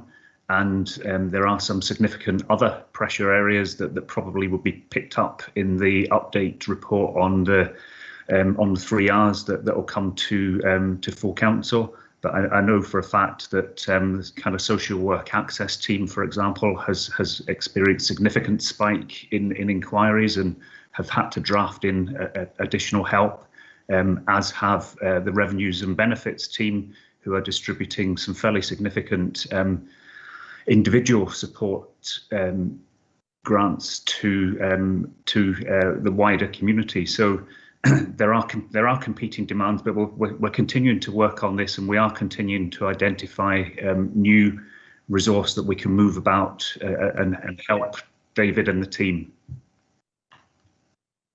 Thanks, Chair. Steve, thanks very much, Steve. No, that's much appreciated. Ivor, do you want to come back on any of those points? No, it's just, if we can get anybody who's maybe not able to do their job just now because of COVID, who can be in helping in one of the other services, they should be drafted in, just to ease the workload and the people who are under the stress just now, I think. So if there are opportunities, I think, across the council, we should be just allocating with the staff where we need them to be. Yeah, absolutely. I think it's a very fair point, Ivor. I'm acutely aware of the pressure on a number of different services, clearly closely involved with this one, but Steve makes a very important point about social work as well. So drafting assistance wherever we can free it up, I think, is really important. I'll move to Councillor Drybrough next. Archie? Yeah, thanks very much, Chair, and I'm really pleased with the way this discussion is going about trying to get the discretion of this as wide as particularly possible. Something came to me yesterday, Chair, on this, and it was the unfortunate position where some of the micro businesses with single people in may have been made redundant because of COVID in the first part of the pandemic, and then have started their own business. Unfortunately, because of where they were, they did not have registered with HMRC. And that's probably a part of the criteria that needs to be looked at. There will be, of course, opportunities for that scrutiny to make sure that they are actually businesses and they are going to start, you know, being registered with HMRC as soon as possible. But some of them may not be. And I'm just wondering if there's anything that we can do to support those individuals who may have been made redundant but try to start their own business but have not completed the process of being registered with HMRC. Archie, I think it's a fair point. David, Steve, can either of you assist with that one, please? Steve, do you want, I can pick that one up, Chair. So if they haven't, they can contact Business Gateway, and obviously they can go directly online, because you can register and get your unique tax reference number at any particular point. So as long as they've actually done that initial part, they may not have received a number, but if they can actually give us even a copy of the fact that they've applied for their UTR number, then we could use that as part of the evidence to justify that they're self-employed. And they may require that with the new self-employment scheme, which will be launched in February sometime. So they will need to demonstrate evidence that they have registered with HMRC. But you know, that can be done online anytime. And so if they need some guidance with that, then they can get that through Business Gateway. That's great, thank you. Yep, thanks very much, David. Much appreciated. And I appreciate the issue being raised, Archie. I'll move on to Councillor Ingalls. David? Yeah, thanks, Chair. I appreciate that. And can I also pass on my thanks to Steve and David and their team for the amount of work that they've obviously had to deal with during this pandemic. I'd also like to go back to the comments that Councillor Murray made at the start of this debate. I think the number of people and businesses who are falling through the cracks here, you know, it's quite phenomenal, and I have my doubts as to whether the discretionary grant fund will be enough to cater for them. She also mentioned kennels and catteries, and this is one in particular that I've been dealing fairly closely with for 2 or 3 businesses. I believe down south now that they have been recognised. You know, they don't seem to fall into any category, and they are on their knees basically. Their business evaporated, you know, down to 5% of what they would normally do. You know, they're relying on banks to keep them going. Houses, properties, businesses are at risk here, and I would like some clarity as to whether that type of business will be something that will be fully supported by the discretionary grant. Perhaps David or Steve could give me that assurance. Thanks, David. Steve, David, can you comment on that, please?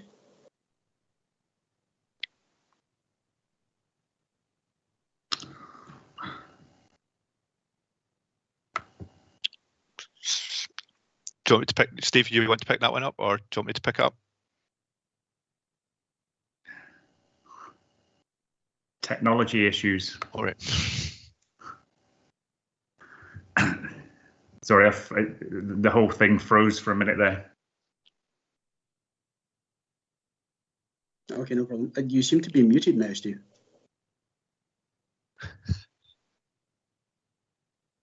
Yeah, apology. I'm having problems with Teams at the moment. I'm sure David can pick up a detailed response to that. But in general terms, that, you know, it's exactly what the discretionary fund is designed to do, which is to pick up any of these sectors that have missed out and are going to miss out on some of the UK or Scottish Government funds. Yeah, thanks, Steve. Yes, Chair. Yeah, just add to the absolutely. That, I guess that's the type of business, and we have been getting numerous inquiries in from that particular sector, and there has been significant lobbying done at the Scottish Government with regard to them, but they have fallen out with the framework because actually technically at the moment they're not being told to close, but they're the specific business that we were probably making reference to earlier on that in terms of trading standards, yes, you can be open, but actually your customer base has disappeared. So that's, I guess, the focus of what the discretionary fund is looking at, and the government, in terms of the offer letter, is about small and micro businesses under 50 employees that we're focusing on here. That's what our guidance is around. Okay, thanks, gents. Thanks very much for that. Much appreciated. David, hope that's helpful. Yeah, appreciate that, Chair. Thank you. Thanks very much. I'll go to Councillor Fairbairn next, please. Thanks for that, Chair. Yeah, again, big thanks to Steve and the team for all the work they've carried out through this horrendous time. It's just really to pick up on something David mentioned earlier on, about 4 or 5 conversations back, in relation to the self-employed and who will be administering the grants. I think David picked up now to be externally. Can you maybe open that up a little bit more, or are you able to do that? Who will be administering these grants, David? Thanks. Thanks, Chair. Thanks, okay. David. Thank you, Chair. Unfortunately, due to government procurement, I can't actually say who will be delivering it at the moment, but that should be available publicly, I guess, in the next week to 10 days. Thanks, Chair. Thanks, David. Okay, thanks very much. And then I see Andrew, you want to come back in, and then I think we'll proceed to the recommendations. Andrew? Yeah, thank you Rob, for that. Once again, like all our members, very appreciative of the work that's taking place. What I was wanting to ask, and I don't want to divert the papers as it's mainly about the district grant. However, the small grant that went out at the early part of last year, and what I became, and it was a grant of between 20,000, which is a ceiling of 50,000, and I would like to know for certain constituents as to whether if that will be opened up again, and as and when it will.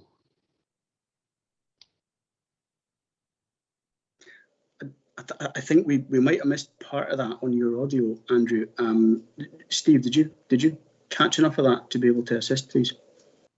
Chair, yes, I think I did. I think it was a question about whether there's going to be a reopening up of those property-based grants that were a feature of the first lockdown and the government's initial response. So our information is that there are no current plans for government to launch another round of those property-based grants, and instead, I think what they have done is move towards a much more fine-grained approach where they're trying to target specific sectors with support, and they're trying to tie that into the introduction of the tier system, the level system in terms of the route map. So I don't anticipate that there'll be any further relaunch of a property-based grant scheme.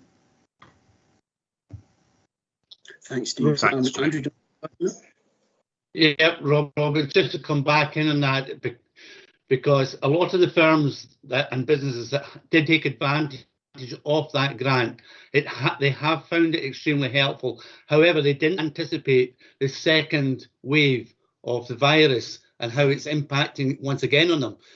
It would be really helpful if there was maybe some lobbying took place, or highlight the fact that these companies are not seeking money as such. All they're looking for is an extension or an addition to the grant scheme, so that they can spread their finances over a longer period of time. So I think on that one, I'm delighted to lobby for additional resource. I never have any difficulty with that. It would be really helpful, I think, in framing that approach to understand, so what sorts of individual companies need not be identified, what sorts of companies, the extent to which they are continuing to receive support, or if they're not, why not? Because again, I think that's fundamental. And if they are still not in a position to receive support, notwithstanding all of the funds that both we are administering and the additional ones that some of which will come through us and some through third parties, if they are still short of assistance, then I think we want to know about that and be lobbying on their behalf, without a doubt.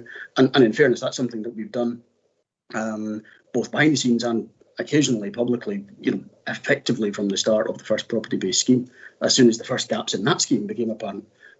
So, this is, effectively part of the day job where these various funds are concerned. What we've discovered is that every time there's a fund, there's an issue, and the issue has to be referred back for more work. I see David wants to come in and assist with this, so I'll hand over to David and then back to Andrew. David? Thank you, Chair. Yeah, it might just be making sure that a lot of the businesses are aware of Fine Business Support, which is the Scottish Government's website, which also contains all the details of all the funds from our fellow stakeholders, such as Visit Scotland and Scottish Enterprise and South of Scotland Enterprise.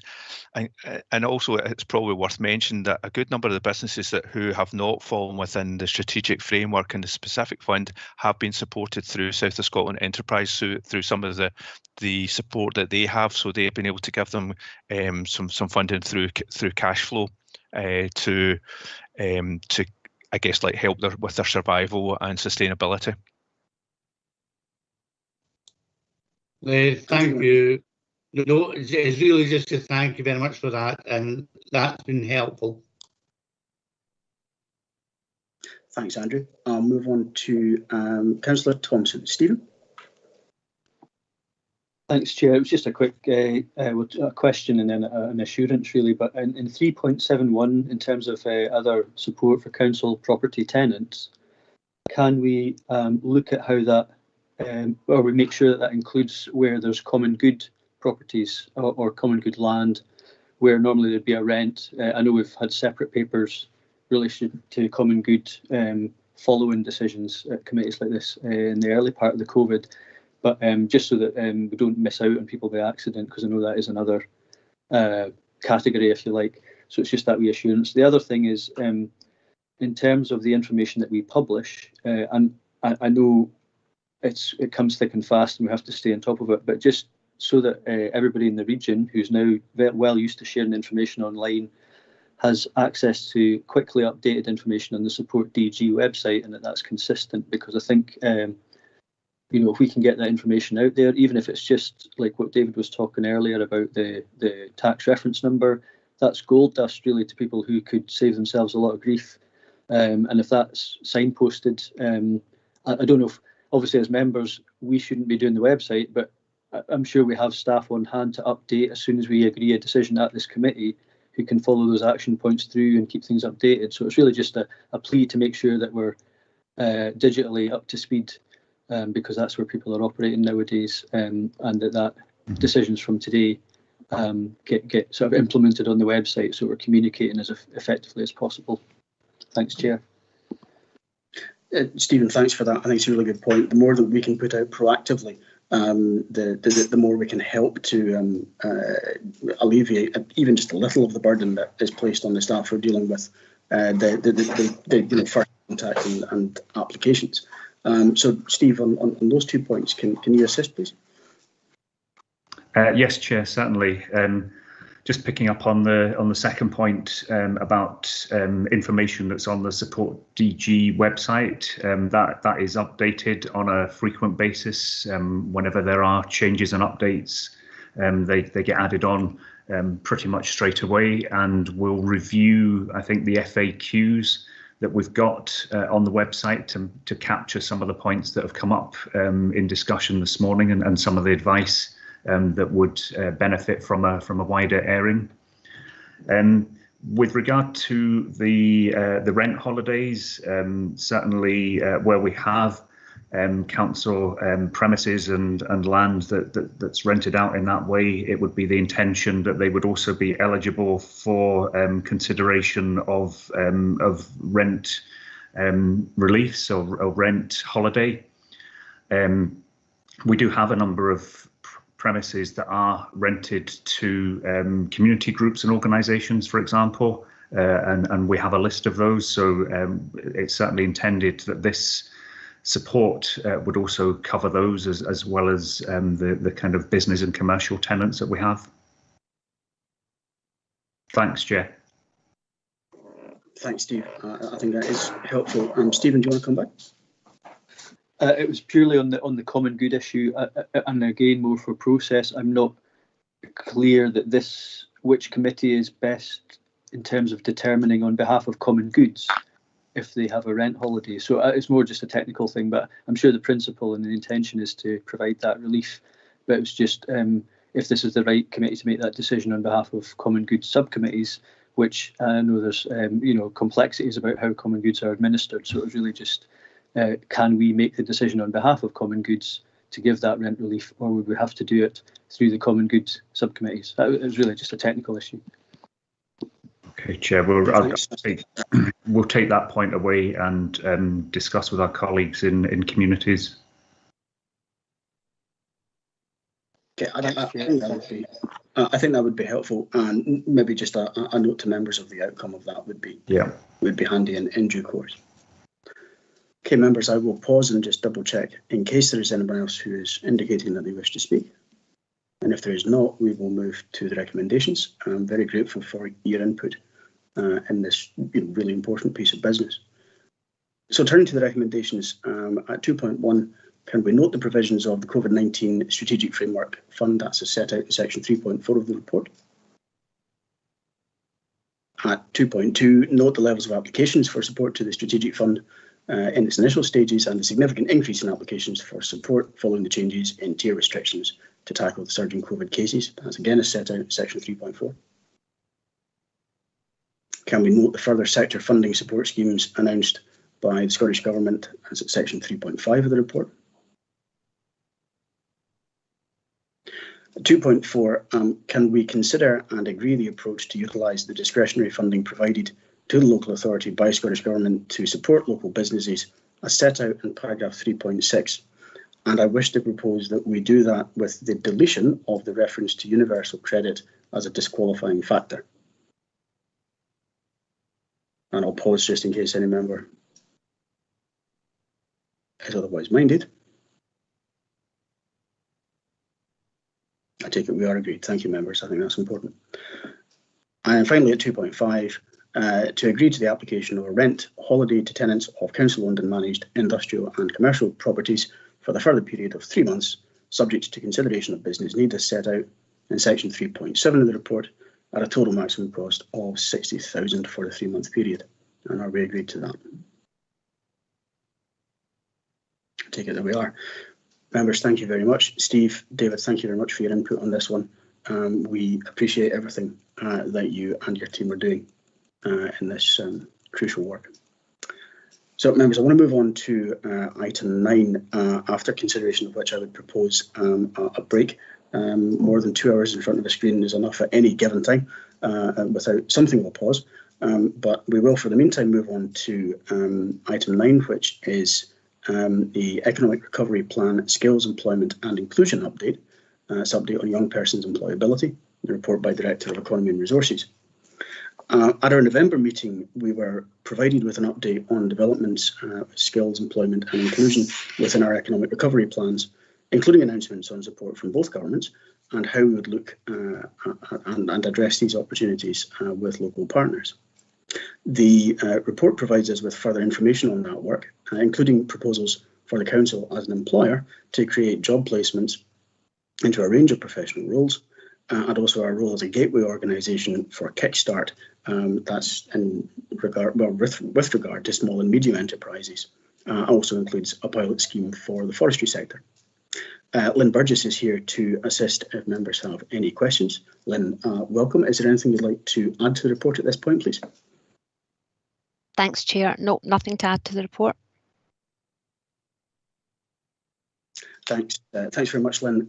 In that case, I will move to members' questions and comments, and I'll go to Councillor McClellan first. Henry, please. Good afternoon, Chair, and thank you. I really do welcome this report. I think it was only yesterday morning that the Pensions Minister from Westminster, Therese Coffey, was on Morning television to promote the Kickstart scheme. Unfortunately, it was rather than a kickstart, it was more of a car crash interview. But let's make sure that we don't get in a similar scenario. The Kickstart scheme, very much welcomed, and as you did say, we've really touched on that at a previous meeting. So we've got the Kickstart scheme together with the Young Persons Guarantee, which is part of the No One Left Behind Scottish Government scheme. And the point I want to make is that I've become aware in the last few weeks of a local employer who has struggled to such an extent that for the first time in a number of years has been unable to take on an apprentice. And this was due to the inability to get him a place at the local college in Dumfries. So I'm just wondering, when we're looking at the paper here, we're seeing programmes starting, for instance, I think the forestry one before the end of March 21. And in the bigger picture where we become a partnership organisation, I would imagine that at some point that will happen fairly soon is that there'll be a requirement to get places with the local colleges. And I'm just wondering if we've entered discussions with the colleges to see what the capacity and potential restrictions to uptake may well be, because that could well hinder the ability for a number of these placements and appointments and programmes to move forward. Henry, thanks very much for this. I should actually, I suppose I've declared an interest as the chair of the Local Employability Partnership, although it certainly doesn't require me to leave the room for the duration of the meeting. I only mention it because I think I know where Lynn is going to go with this answer. But Lynn, can you assist with Councillor McClellan's question, please? Yep, thank you, Chair, and thank you, Councillor. We've got a regional approach. The Employability Partnership asked partners to work together to take a quality-led approach to the provision of Kickstart in Dumfries and Galloway. So at that table, we have Third Sector D&G, the Chamber of Commerce, ourselves, and we also have both colleges. So we've already started the discussions with the colleges on that. The provision of training will be by a whole different range of training providers as well, so it will depend on the type of placement that the young person has. And in addition to that, some of the young people will undertake the SQA accredited Dumfries and Galloway Employability Award, dependent on the individual young person. So I think we're, I won't say ahead of the training, because we can't anticipate all the requirements, but we have those matters in hand. Okay, Lynn, thanks very much. Henry, do you want to come back? No, that's reassuring. Thank you very much, Lynn. Okay, Henry, thank you very much. I will check in case I have any further indications to speak.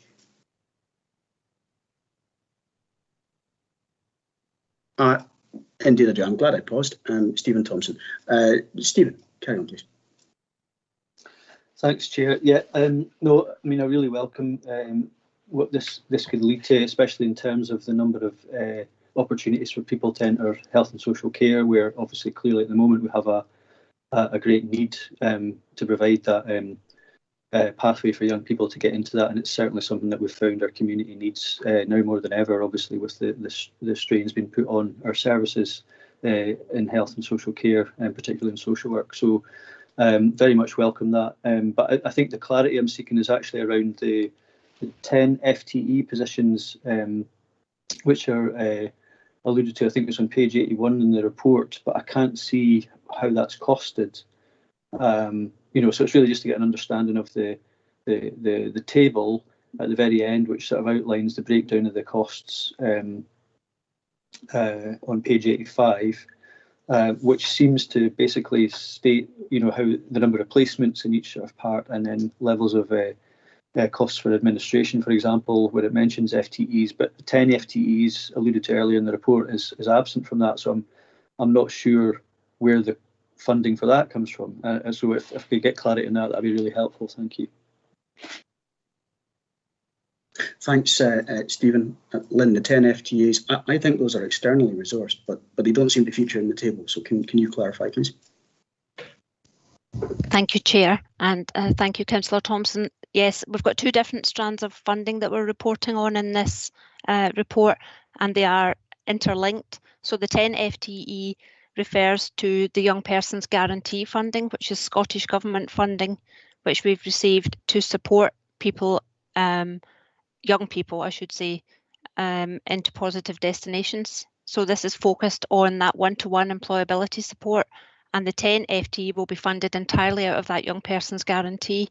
Now, some of those FTE may well support young people who are on Kickstart, but it's not part of the programme, if you understand my meaning. And the table at the end, breaking down the cost, refers entirely to the Kickstart placements. So there's two separate strands of funding there. Does that clarify? It begins to, if that's fair. I think maybe it's just the way the information's presented for both streams, if you like. I would have found it helpful if it was presented in the same sort of table format, and then I could see clearly in my limited capacity to do that. But I think can you say how much the 10 FTEs cost? I think I have an estimate that the Young Persons Guarantee is an estimated and just initially draft profiled programme. So the key workers will cost something around about £240,000, I think. Can I come back to you with a more accurate record after the meeting? Yeah, that's fine, and it's good to get an indication just of the rough figure. Thank you. Happy if you circulate that to the committee, Lynn. I think that would be good, and I'm sure we can reflect on just how we structure those figures in future reports, and take those comments on board. I think that should be straightforward. So I will move on to Andrew, please. Thank you, Rob. It's really just to ask the question of, is this a replacement to the EU scheme that was in place earlier?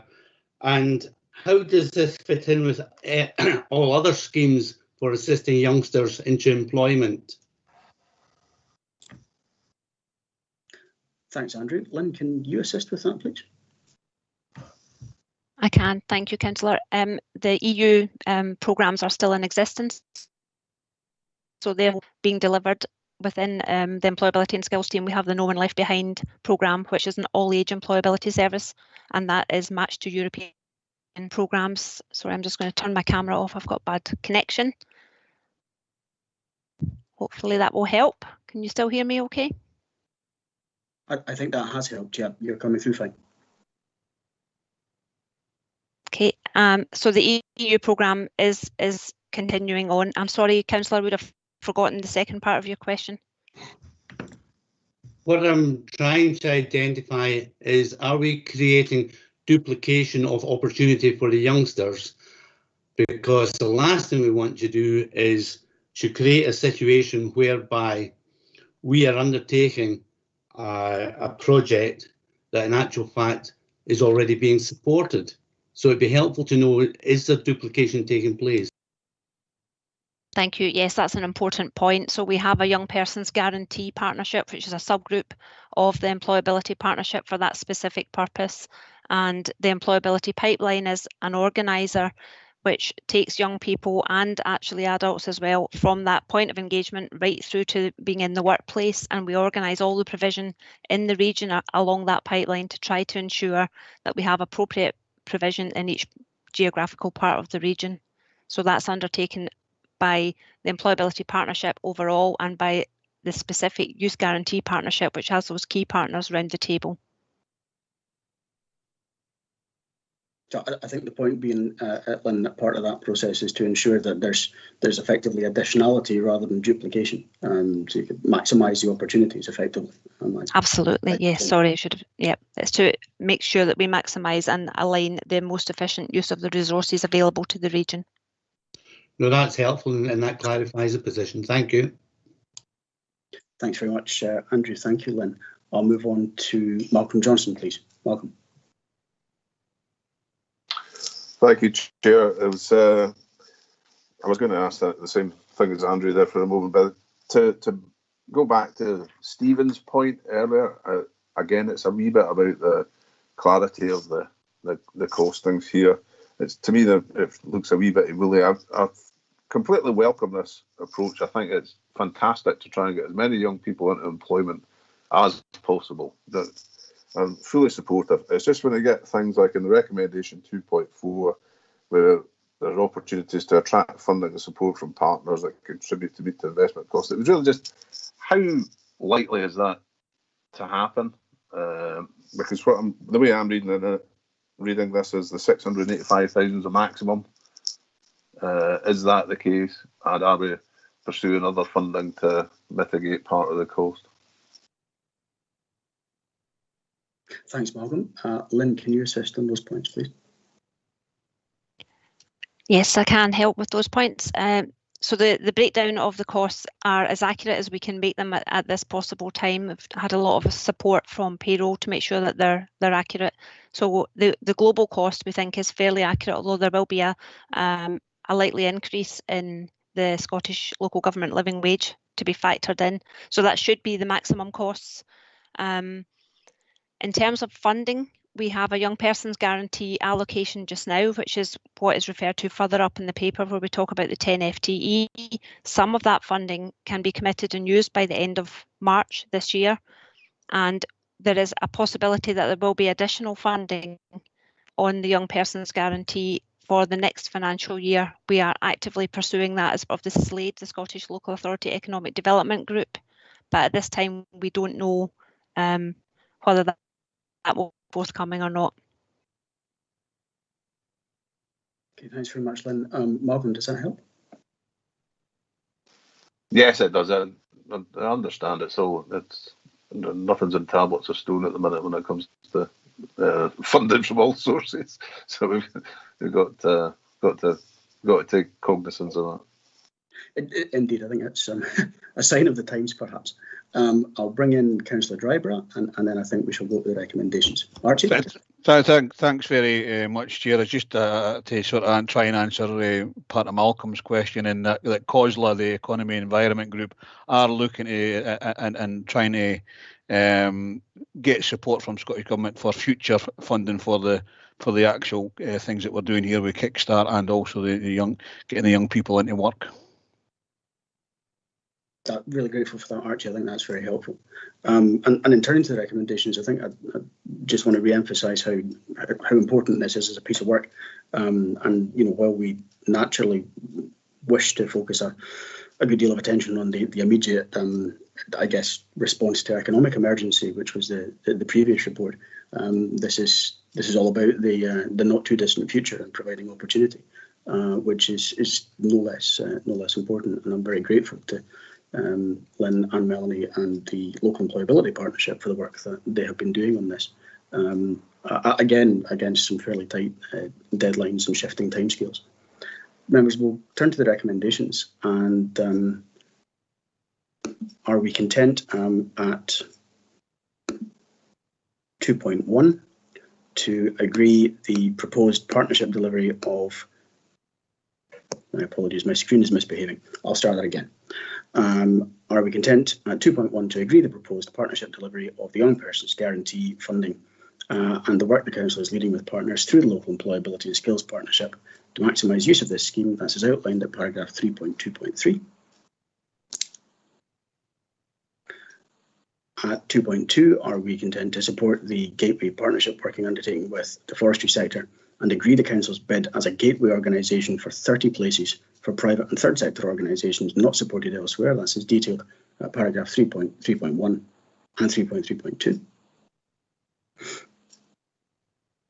And then at 2.3, are we content to agree that Dumfries and Galloway Council acts as an employer for up to 120 job placements to be funded through the Kickstart and Young Persons Guarantee schemes, which reflect assessed and projected workforce needs within the organisation and outlined at section 3.4.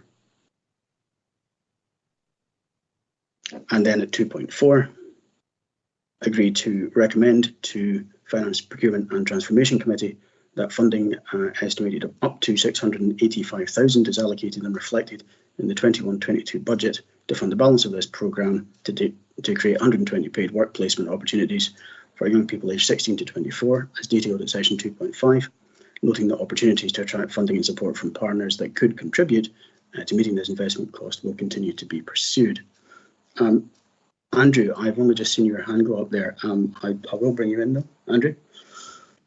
Thank you, Rob. I am a wee bit concerned about 2.4, and I have no issue with the content of the paper, but I'm concerned about making a further commitment of 685,000. Now, today already we've made various commitments to the budget, which are adding extra additional pressures. We've still got another item yet to discuss that will put a further pressure on if agreed. The total of these pressures are nearly £1.5 million. And as a chair of this committee, I'm sure you must be quite concerned about that, because when you're drafting the budget, if we are going to adhere and support all of the items we've discussed so far and are still to come, to have a further burden of nearly £1.5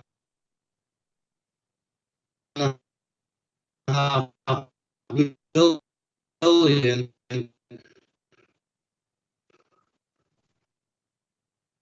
how are you going to close that gap? So I didn't quite catch all of that, Andrew. Especially in light of the fact that we've all in the report. I'm not picking up anything at all, Andrew. Point session is the four of the items. My mic is off, isn't it? Can you hear me? So I can hear you, but it's very garbled. The actual transmission doesn't seem to be clear. That's the issue. Struggling to hear. You want to try again? I'm thinking an assurance that we're not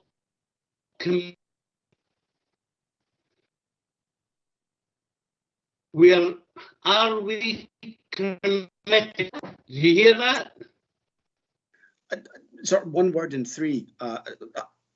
I heard, can you hear that? But the previous bit was really unclear. I'm sorry. It's been a bit patchy all morning, but it seems to have got particularly bad at this moment.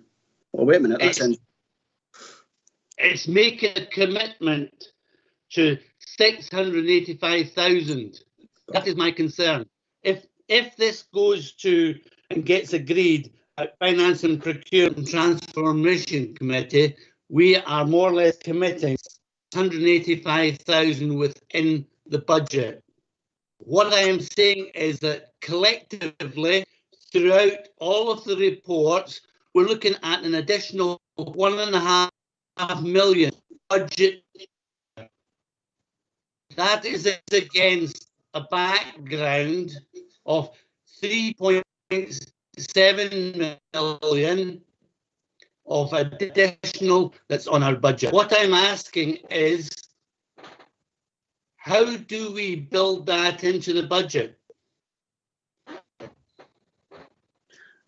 So, see, Lorna wants to come in on this point. Lorna, on the process point, I mean, I'll happily cover the political matters, but Lorna, on the point of process, please. Thank you, Chair. Thank you, Councillor Wood. I think I've picked up the issue is about the commitments in these papers. Just to reassure members that any requests for additional funding or costs are really not asking this committee to agree the costs and commit the funding. It's agreeing to refer it as part of the budget process, which will be a matter for members to determine in setting the budgets in early March. FPT will be reminded of these potential use of funds, but there'll be others, I would imagine, from other parts of the council, and indeed some of those have been discussed in another fora as well in committees. So just to reassure in terms of the process that this is information that would be brought in front of members for members then to consider in their budget setting process and the development of political budget proposals. So I think it's, just to add to that, Rob, I think it's really, really important that this information is available to all members. It's in a public report for scrutiny, similar to the climate. It's a matter of a members' decision later as those funds come forward for decision in the political budget process. But there's a full report here which has been debated and considered by members, which I think is really important for members then to have that information available to them as they move forward towards their own budget decisions. I think all I would wish to add to that is that the budget and what is included in the budget takes precedence over everything else. What you agree in the budget is then what happens, irrespective of whatever opinion or preference has been expressed up to that point. I have to say that I would wish to see a sum of about this reflected in the budget that comes forward, because I think that this work is valuable. Similarly, the work in support of the climate emergency. But I recognise that other members may have different views and may want to present different budgets that place a different emphasis on various aspects of our activity. Stop some altogether, who knows? But certainly at this point, this is setting out a matter to be considered for inclusion in the budget. And I think it is valuable and important in that regard. And I would rather be doing it this way around, although things are fairly compressed in terms of timescales, naturally. Haven't they always been? I would observe, in fairness. But it does afford that discussion prior to the event, as opposed to either the discussion on the day, which is never actually all that much, in all honesty, or the subsequent discussion after the event, when everyone tries to work out what it was that was meant. I actually think this way around has some advantages to it, as Laura quite rightly outlines. Recognise not all members may agree with that, but at least in terms of process, the clarification is helpful. Andrew, I hope you picked that up. I don't know if you want to come back in.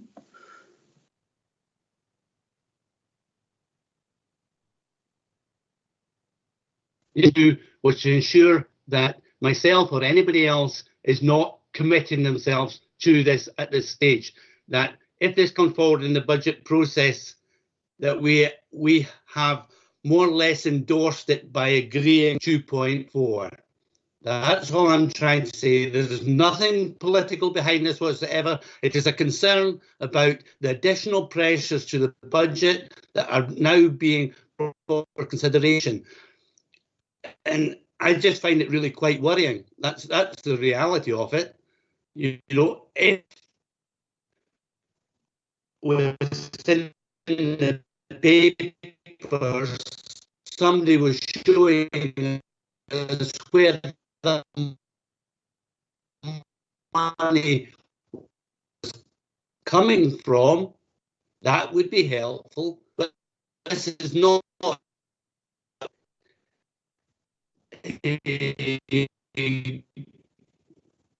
being supported by external funding. It is being supported by the budget, as and when it is set.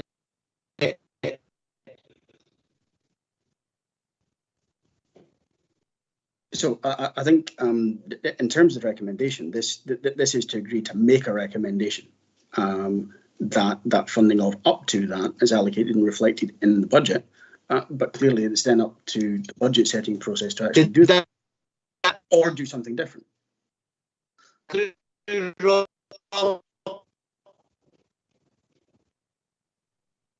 Rob? So, again, we're having difficulty with you. For goodness sake. You see, okay, I take the point, and just to say, Rob, are you hearing me now?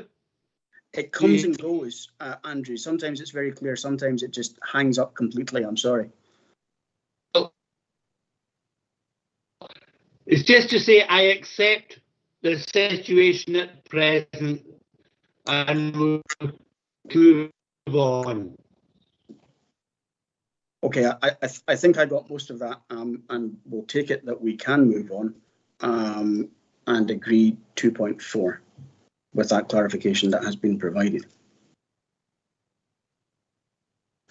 Okay, members, I'm conscious that has been more than 2 hours stuck in front of screens. I suggest that we have a short break and reconvene at 1:15. Thank you everyone for your attendance and input, and we'll see you in 30 minutes.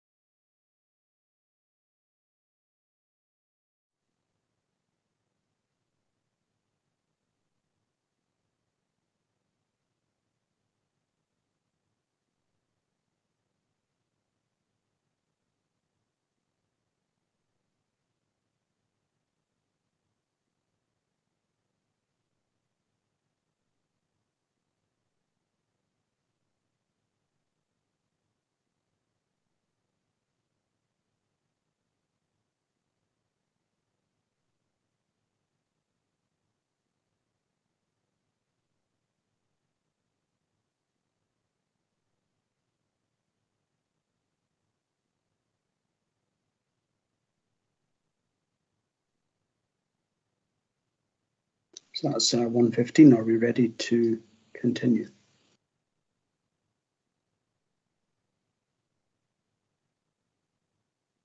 Yep.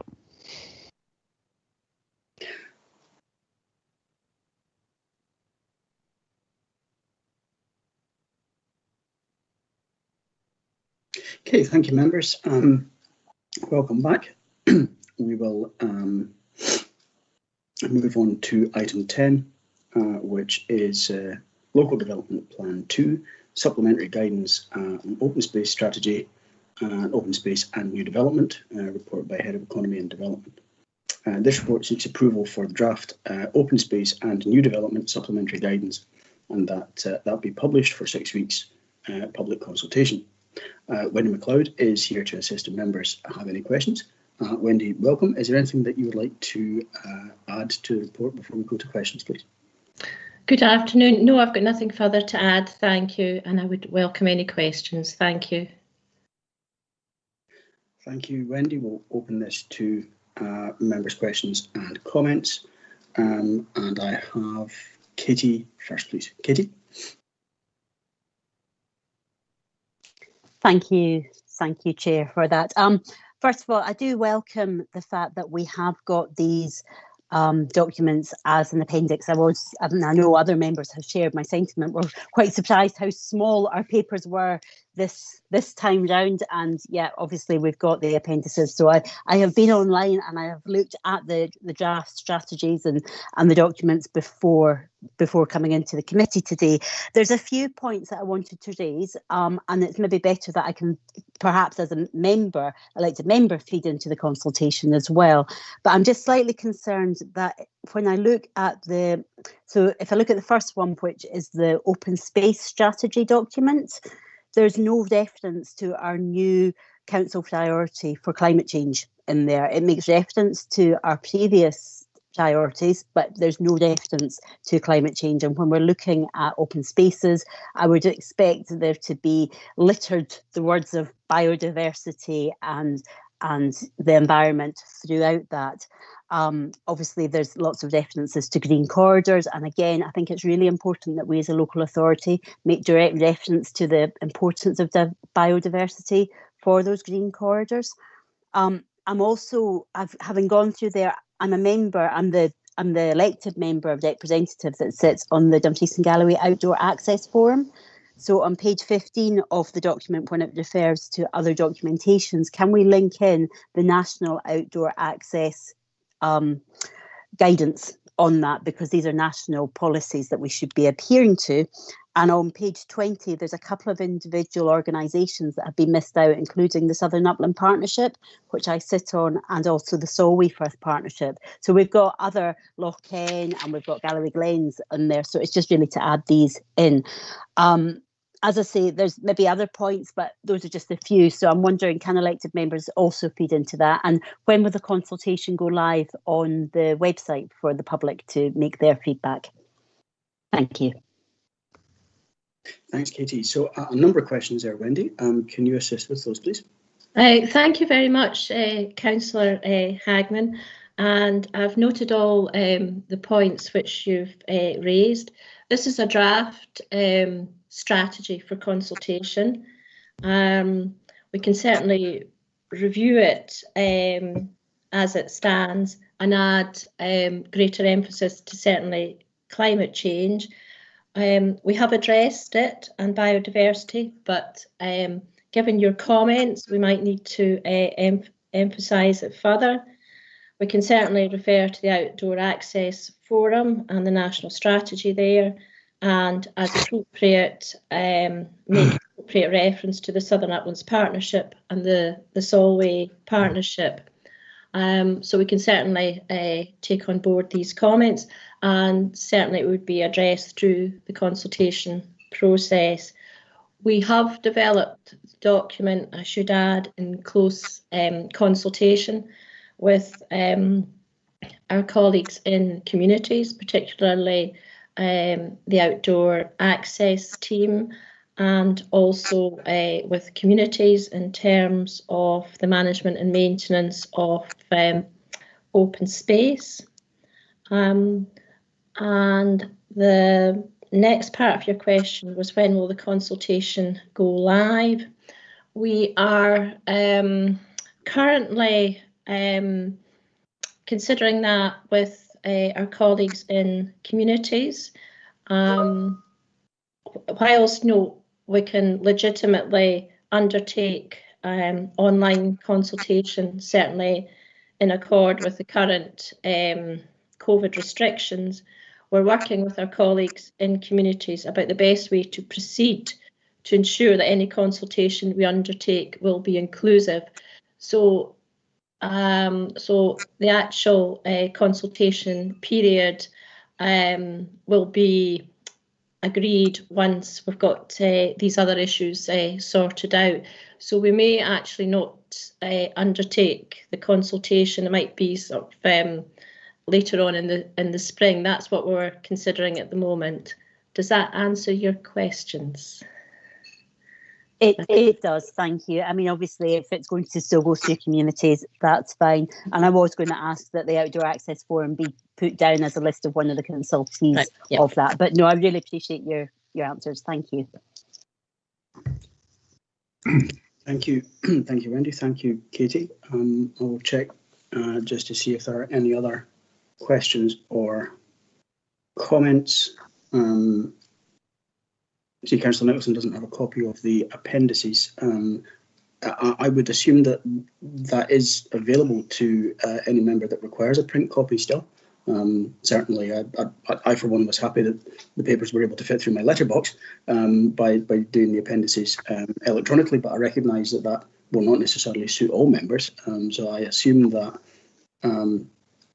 given that we should, I think, in the main be doing this in future, it will still be an option available to a member who cannot download the items for those to be printed off for them. I think probably I'll take silence as assent in that regard. If there are no further points, then we'll move to the recommendations. Members, can we agree 2.1, being the draft open space strategy, open space audit, and draft open space and new development supplementary guidance, and agree to them being issued for 6 weeks public consultation? I think we understand the point that was being made in relation to when that will commence, and I think we need to be guided as to the best point at which to start that. And at 2.2, we receive a report back to this committee with the outcome of the public consultation, along with any proposed changes before considering adopting the strategy and supplementary guidance. Are we content with both of those? I will take it that we are. Thank you, members. Thank you, Wendy. We'll move on then to item 11, which is the Economy and Resources Revenue Budget Monitoring Report 2020-21 for the period ending 31st December 2020, report by Director of Economy and Resources. This report gives members an overview of the financial performance of the services within Economy and Resources for the period to end December 2020. I'm pleased to note that the projected position for the services and that a balanced budget is forecast overall. Information on the costs of COVID-19 associated with Economy and Resources services is also provided, and as previously reported to this committee, the costs of COVID-19 are being dealt with on a cross-council basis rather than impacting on the core budget of individual services. Gillian Ross and Tam Alder are here to assist if members have any questions. Is there anything either of you would like to add to the report before we go to questions?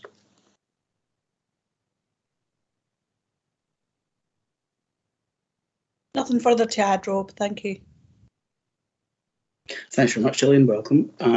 So I'll go to questions in that case, and Katie first, please. Thank you, Chair. Gillian, I've got the report before us, and obviously we've got the table on page 91, which shows the areas impacted by COVID-19. It does have on there the line about loss of income. Now, I'm aware also over the page it does make a statement that these are estimates based on the information available at the end of December. And I am aware we're getting information all the time coming from government in terms of support for COVID. Are you able to update us on the loss of income scheme? Or if not, can you confirm where that will be reported to? Yes, in relation to the estimates, we have reflected changes that did come through not long after the December position. It now incorporates the proposals that were discussed as part of the industrial units, extension of the rent rebate or the rent holiday within there. In relation to the national scheme for income losses, we have received a confirmation of our indicative amount. We haven't had the formal indication because as at a national level, they haven't agreed the total funding pot, but the indications are that it was going to be £90 million, and our share of that has been indicated as £1.66 million. Now, that figure will be reported and reflected within the papers that are coming to the Finance, Procurement and Transformation Committee on the 11th of February. And that will also reflect, the most up-to-date information that we have at that time in terms of any further allocations that we may receive over the coming weeks. Thanks, Gillian. Katie, I hope that's helpful. It is, thank you. Thank you, Gillian. Thank you both. I'll pause in case there are any further comments or questions. Okay, members, we'll go to the recommendations in that case. Are we content to note 2.1, 2.2 and 2.3? I'll take it that we are. Thank you, members. Thank you, Gillian. We will move on then to item 12, which is the Stranraer and Dumfries Conservation Area Regeneration Schemes. This report by the Head of Economy and Development. This report presents us with information on the Stranraer car scheme and the proposed allocation of funds for the Stranraer Museum project, which was detailed in reports to this committee in January 2020. Now, we're also advised of an award of funding from Historic Environment Scotland for the Dumfries Conservation Area Regeneration Scheme, as well as arrangements to establish resources to operate the scheme and support the programme. Shona McCoy and Pam Taylor are here to assist if members have any questions. Shona, Pam, welcome. Is there anything that either of you would like to add before we go to questions and comments, please? Chair, I'd just like to add that in paragraph 3.9 of the report, when we were finalising the report, we didn't have information from Historic Environment Scotland about the level of award. We've since heard from them and they've advised us that our application, which was for £752,000, has been successful. So we've secured the full award. As it says in the report as well, a further much more detailed report on that will come to a later meeting of this committee.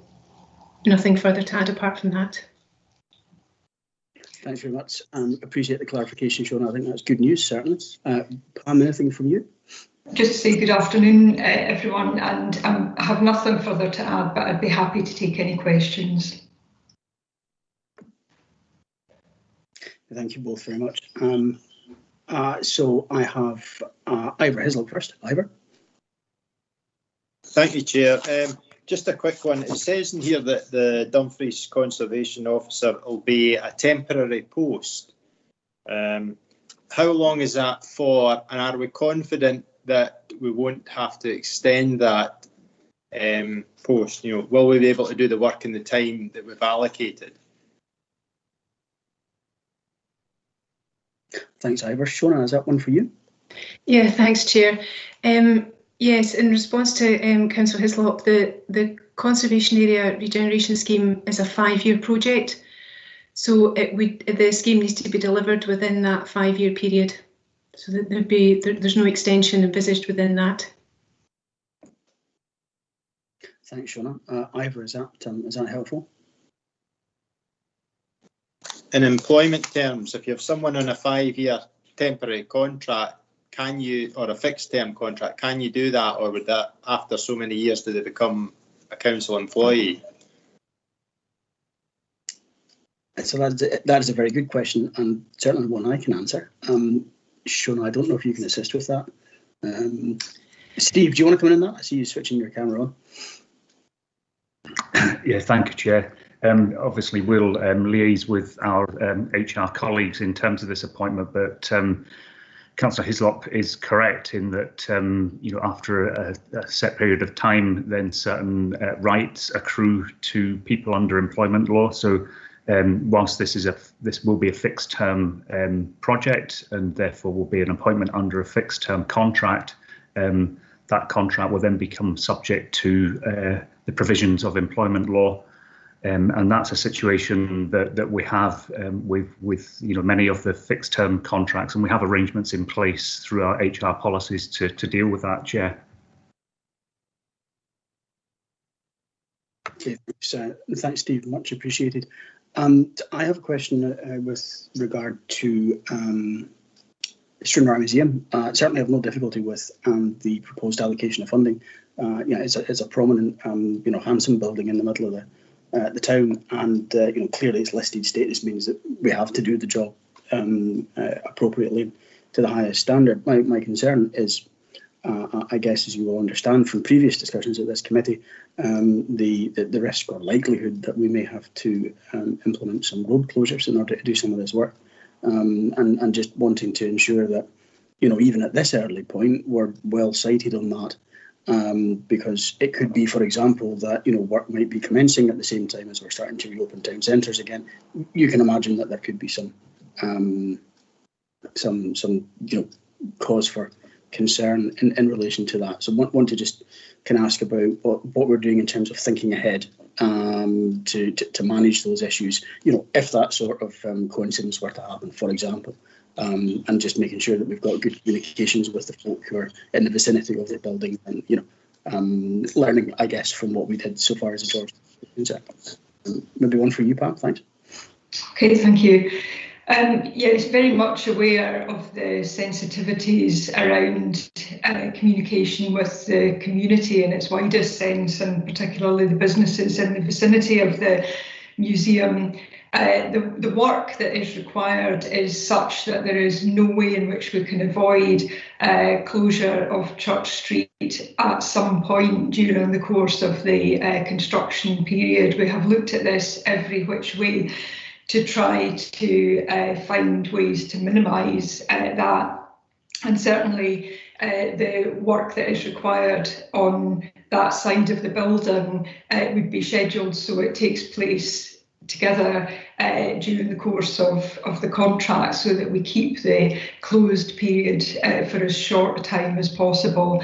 And over and above that, just to emphasise that the need for early and regular communication with everyone who will be affected by that is fully understood and will be acted on. I think that's really important, and definitely reassuring from that perspective, Pam. Thank you.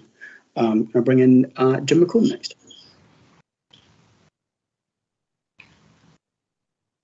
Thanks, Chair. 3.8, the changes to the Stranraer card scheme.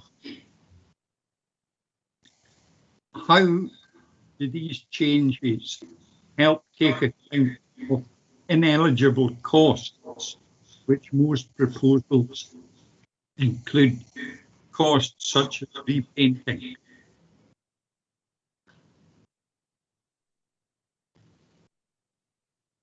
Thanks, Jim. Pam? Okay, thank you. The criteria for the CARS grant are set by Historic Environment Scotland. It's a national scheme, as I'm sure everyone is well aware. So the flexibility that we've been able to bring about is in terms of the level of grant that we can offer and the overall value of grant.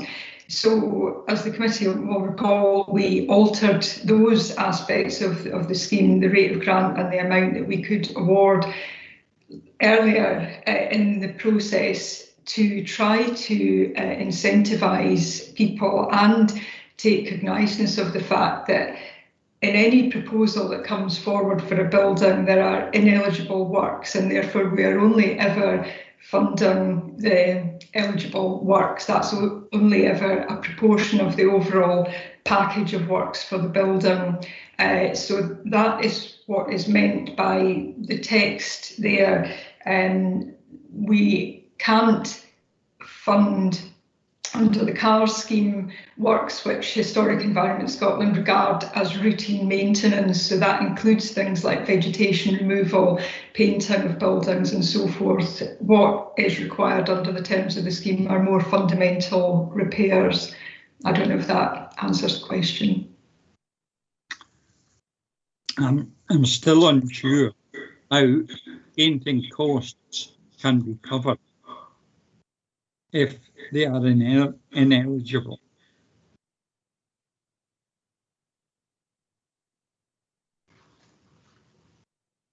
Thanks, Pam. Can you clarify further? Yeah, I'm sorry. The point there is that painting can't be covered in terms of the grant, but it's a piece of work which property owners may well want to carry out at the same time. So, for example, if there was scaffolding up in a building to carry out more fundamental masonry repairs, then the painting could be carried out at the same time, but that would be at a cost to the property owner. It wouldn't be a grant eligible cost.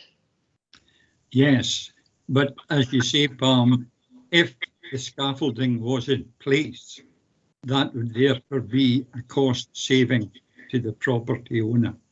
Exactly, yeah. Thank you. Thanks. Thank you, Jim.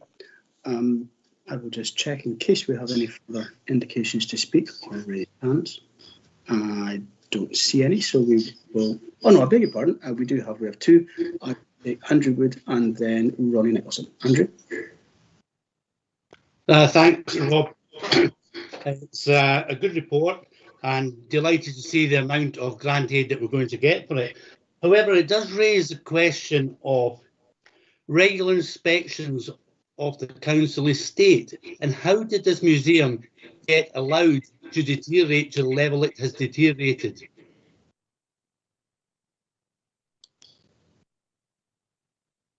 Okay, thanks, Andrew. So I'm not sure who is best placed.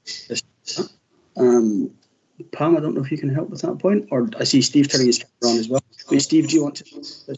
Yeah, it's probably not fair to expect Pam to be able to answer that, Chair. So yes, we do have routine maintenance inspections. I think a lot of the repairs that are required were actually uncovered by much more detailed investigations into the building that we would normally carry out, including intrusive investigations, and some of these revealed, for example, problems and difficulties with the underground drainage system, which I don't think just a routine inspection would necessarily have uncovered. So that's the reason that there are significant repairs required that weren't previously picked up, I think, Pam. Okay. Hopefully that answers the question, Chair. Can I come back in and ask that, since we have now identified that our inspections are not as in-depth as they maybe should be, are we looking at reviewing our inspection regime? Chair, yes, we are, through some of the changes that we've made within our property and estate service.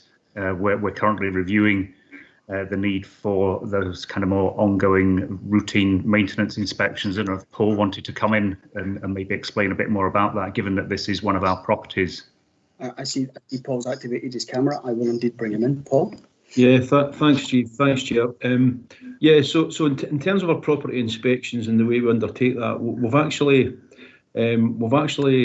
went out and procured a survey partner who is currently undertaking the survey of the estate to get us to a position whereby we fully understand our current maintenance issues and our ongoing backlog maintenance costs. So that work's underway as we speak. Okay, thank you, Paul. I will move on to Ronnie Nicholson. Ronnie. Oh, thanks, Chair. It's probably the same kind of question, but regarding Militia House. I'm pleased to see eventually it's nearing completion after many, many years. and £1.5 million. But even previous to that, you know, it had a lot of money spent in it, and when I was a leader, I asked if that was all that was needed, and it was guaranteed it was. But then, of course, they came in with more alterations to it, which cost a lot more money. And I think it is, you know, as if it's the last of it, or a more intrusive inspection is going to be had at Militia House, we will find more money needs to be spent in that building and other buildings.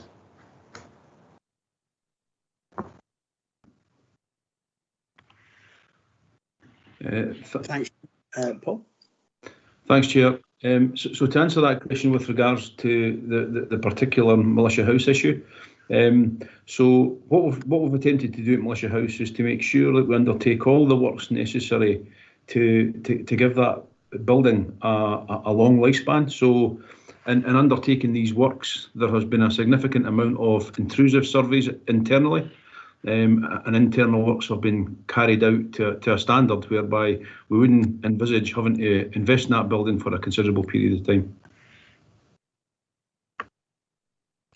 Thanks, Paul.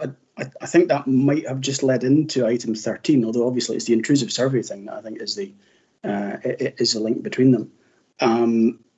Can I just double check then before we move to the recommendations that I don't have any further requests to speak? I don't believe that I do. I see hands going back down. That's fine.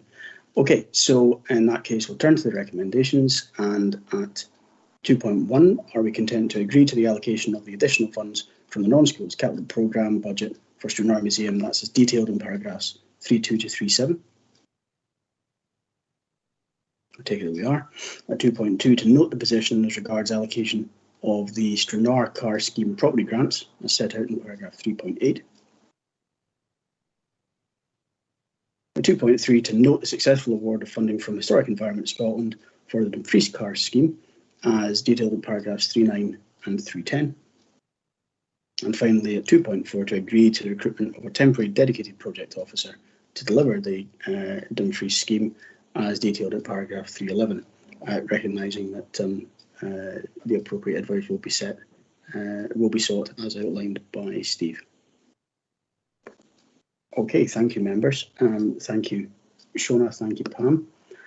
We will move on then to item 13, and that is the Property Buildings brackets Other Asset Class Capital Programme 2020-21 Monitoring Report, report by Head of Economy and Development. This report updates members with the progress of the non-schools Property and Buildings Capital Programme to end of December 2020. Paul McCullough's here to assist if members have any questions. Paul, is there anything that you'd like to add to the report before we go to questions, please? Thank you, Chair. Nothing further to add to the report. I'm happy to take members' questions. Thank you, Paul. So I'll invite questions and comments from members.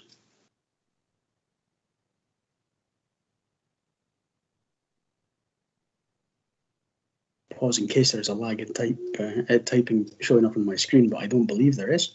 It looks as though there are, in fact, no questions for you, Paul. So if we are content, then I'll move to the recommendations. And can we note at 2.1 the financial and physical progress of projects within the asset class, as noted in section 3.1 and in the appendix. 2.2, agree the project variances across the programme as identified in the appendix, and note that the carry forward of any slippage to next year will be subject to the approval of the Finance, Procurement and Transformation Committee. Can we, at 2.3, agree to recommend to the Finance, Procurement and Transformation Committee the environment of 0.028 million from this asset class to the Loose Traveller Site project, as noted in section 3.3. And I'm just checking that wasn't our request to speak in the chat. At 2.4, note that the project for Annan Town Hall to upgrade fire alarm system and replacement of emergency lights will now complete in financial year 21-22, as noted in section 3.5.5. And 2.5, note the change in project reporting, with projects being reported individually as noted in sections 3.4.1 to 3.4.3. Okay, I'll take it that is all agreed. Paul, thank you very much. Thank you, Chair.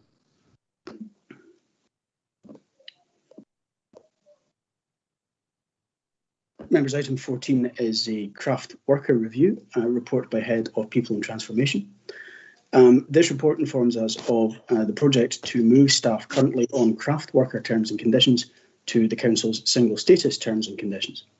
We're provided with information on the approach that's been taken to this and the rationale and uplift in the annual core pay bill, which is estimated to be required in order to achieve the move. The report indicates that this approach addresses risks around equal pay and that all other Scottish councils have carried out similar action. We're also advised of the in-principle support of the joint trades unions, who will engage in detailed work as part of planned engagement during the consultation period. So I see Mike Shepley, and my notes say Stuart Clanahan's also here, but Mike, I'm sure you can take this one. Is there anything that you would like to add to the report before we go to members' comments and questions, please? Not at this stage, Chair. Welcome any questions from members, and obviously I've asked you to accompany me today to this meeting in his role as author of the report and member of my team that's led this piece of work over a significant period of time from the start, and therefore probably in certain situations better suited to answer the questions on my behalf. Okay, Mike, thank you very much. I will move to members' questions and comments. Ivor first, please. Thank you, Chair. It's with regard to the fact that in the past the craft workers were not part of single status. Were they specifically excluded from single status, or did they ask to be specifically excluded? When did other councils start to bring craft workers in? And is there a legal requirement to bring them in? And if we apply it from the 1st of April, is there any obligation to backdate this to 2009 when single status came on board? Thanks, Ivor. Okay, that's a good chunk of questions to get us started with. Who would like to start with them? Stuart, Mike? Yeah, Stuart. Chair, happy to come in. Yeah, good morning. Good afternoon now, colleagues, sorry. No, they did not join the group when the joint trade unions agreed the single status process back in 2009, which is obviously a long time ago now, and they weren't forced to do so through the COSLA negotiating body, and therefore remained separate. There's no legal requirement other than the legal requirement to reduce the risk of litigation from equal pay claims, which is obviously foremost in our minds in terms of harmonising them across to Scottish Joint Council terms and conditions. Other councils have been doing this over the past few years. It's been accelerated in light of the equal pay claims that have taken place over the last 5 and 10 years.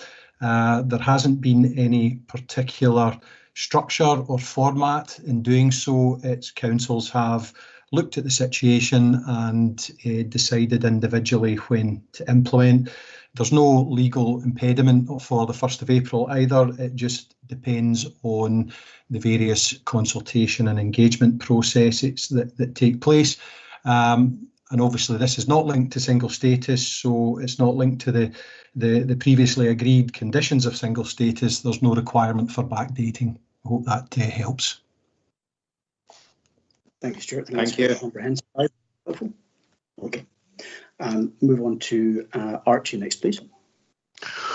Yeah, thanks, Chair. Stuart, I'm just looking at the anticipated effective date of the 1st of April 2021, and I'm just wondering if that is achievable, considering that there'll be a lot of discussion needed between then and now with the trade unions. And if it goes beyond that, would anything that has been agreed After that particular date, be backdated to the 1st of April. Thank you, Councillor Dryburgh. The anticipated date, albeit looks not too far into the future, the legal requirement for consultation is between 30 and 45 days. And taking that into consideration, that's still a date before the 1st of April. So I'm confident that that timeline can be met.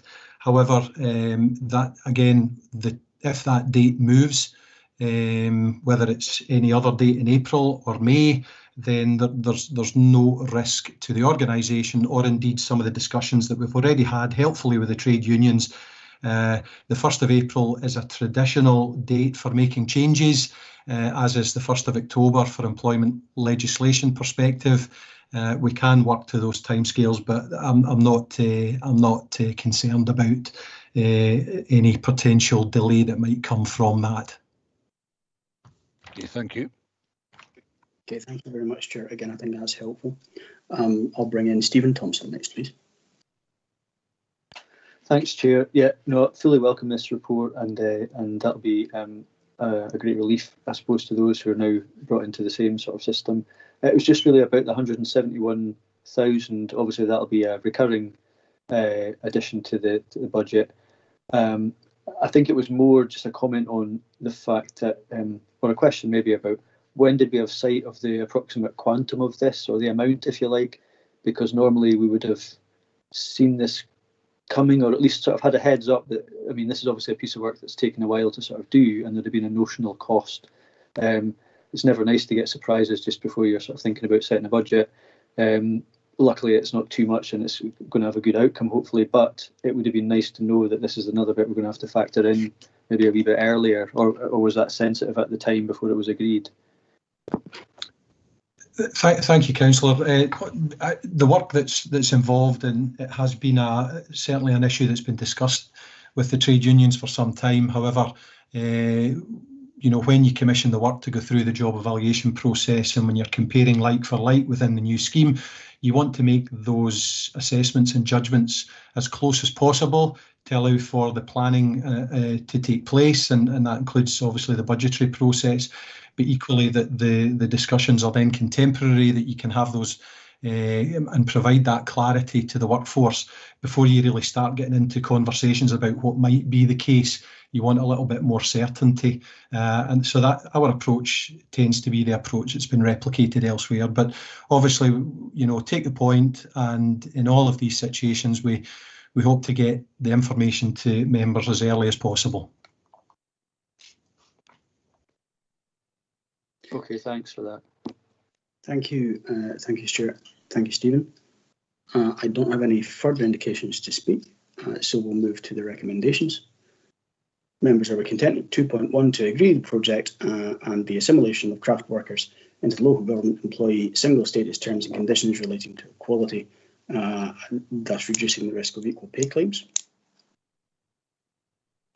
2.2 to note the uplift to the council's pay bill of £171,470 per year, including on costs, and that this increase will be reflected in the updated budget model, details to be presented to the February meeting of Finance, Procurement and Transformation Committee. Content to note that. That I think will be a busy meeting. And at 2.3 to note that this project will be implemented in accordance with employment legislation, consultation and engagement timelines with staff and joint trade unions, and the council's organisational development and human resources policies, with an anticipated effective date, as we've discussed, of 1st April 2021. Okay, I'll take it we're content on all points. Thank you, members. Thank you very much. Stuart and Mike, much appreciated. Thank you. Item 15 is a digital transformation update, report by Head of People and Transformation. This report provides an update on work on the digital transformation workstream and progress towards preparing a new digital strategy for the council, and also highlights national developments through COSLA and Scottish Government, which are informing our local work. But also has to consider the establishment of a member officer working group on digital developments, reflecting requirements of the Council Scheme of Administration and delegation to committees. Graham McLaurin is here to assist if members have any questions. Graham, is there anything you'd like to add to the report before we go to questions and comments, please? Only to emphasise the opportunity for members to get involved in the digital transformation programme and the development of the new digital and ICT strategy. Other than that, I'm happy to take questions. Thank you very much, Graham. I will move to questions and comments, and I have Archie first, please. Yeah, and it's on that particular point here on the member officer working group. Obviously, there's 5 different groups within the council, and not all of them sit on this particular committee. So, is it out of the 43 members that we'd be looking for? Obviously, going to the scheme of delegation, and I think that would be appropriate to have 1 member for each of the political groups. Yeah, my understanding, sorry, Chair, my understanding is that it's across the council, it's all 43 members. Certainly, I would concur with that, Archie. I think from my perspective, I would far rather see, interested members joining it, rather than simply have to, draw members from any one particular, committee or subcommittee of the council. So, certainly, I have no difficulty in that regard. Sorry, Archie, did you want to come back in? No, I would just agree with that, Chair. Sorry, Archie, did you come in? No, I would just agree with that, Chair. I've got Ian Carruthers next. I'll bring you in and mute myself. Sorry, Chair, it's maybe me. Just to briefly, my understanding is that it's a proportionate representation on each committee. This size of this committee that we've got all groups represented on it. It's maybe indifferent, the Chair. You've had clarity.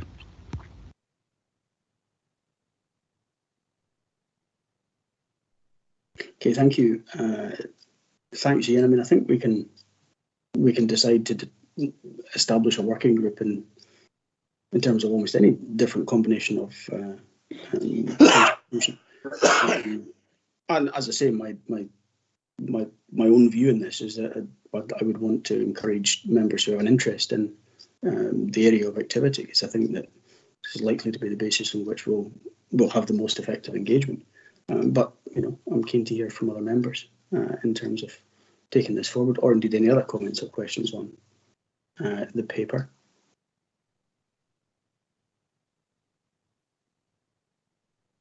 I'll pause again in case there are any further points. Elaine, bring you in. Just briefly on the point about the member officer working group. I don't know if it's really, I mean, all groups are represented on this committee, the Committee of 21. I don't think that is the issue. I think the issue is that digital transformation, though the report came to Economy and Resources, affects the whole council, and therefore membership of the officer member group should be open to any council of the group who wishes to be part of that member officer working group, irrespective of whether they're on this particular committee or not. I think that's right. I think and an important distinction to draw. We've got the strategy, but it will affect every part of the council. If it well, it certainly should do if it is to work effectively. But certainly, I think that's an important point. Members, if we're content with that and there are no further requests to speak, I will go to the recommendations. Are we content to note 2.1, the update on digital transformation activity, including action taken to develop the Officer Digital Transformation Board and the progress on developing the new council digital strategy? That's at 3.1. And then 2.2, to note the recent consultation by Scottish Government COSLA on developing a new digital strategy and the response submitted by officers based on results of a council survey summarised in section 3.2 and included in the appendix. And then at 2.3, agree that a member officer working group is established within the provisions of the council's scheme of administration and delegations to committees to support close working in advance of the new council digital strategy and provide shared leadership for digital transformation opportunities. That's as described in section 3.3, and we have the clarification that membership of that group could be drawn from the full membership of the council. So we are content with all of those. Thank you very much. We'll move on then to item 16, which is the ICT Business Systems Asset Class Capital Programme 2021 Monitoring Report. Again, report by Head of People and Transformation.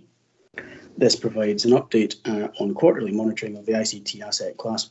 That's as at the 31st of December 2020. Graham is still with us to assist if members have any questions. Graham, is there anything that you would like to add to this report, please? Nothing at this time, thanks, Chair. Thanks very much. I'll open this to members' questions and comments, please.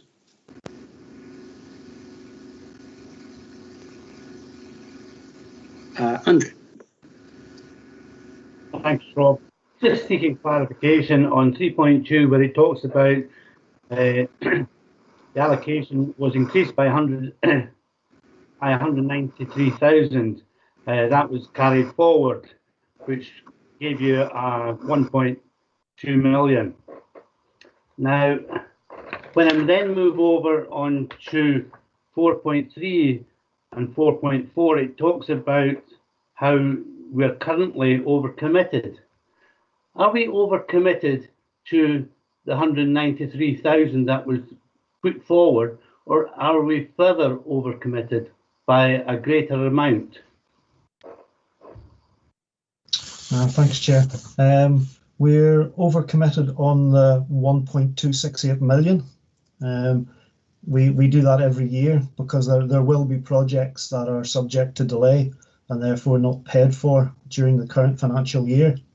And what we do is then we use the overcommitment to make sure that we spend our budget up to the limit. Thanks for that. Andrew, do you want to come back? Your sound seems to have improved dramatically, incidentally.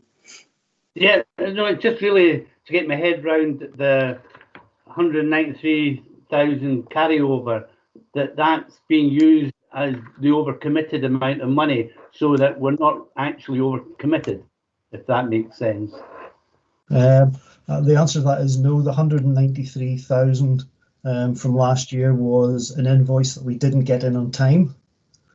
So we weren't able to make our commitment last financial year. So that additional money was carried over until this year. And that invoice has been paid. But we always oversubscribe, as I said before, so that we can fall back on additional work if there is some projects that either aren't invoiced or aren't completed during this current financial year. Thank you. That clarifies that. Okay, thank you, Andrew. Thank you, Graham. If there are no other questions, members are content to note the physical and financial progress of projects as at 31st December 2020, as reflected in the appendix. Good, I'll take it that we are content with that. Thank you, Graham.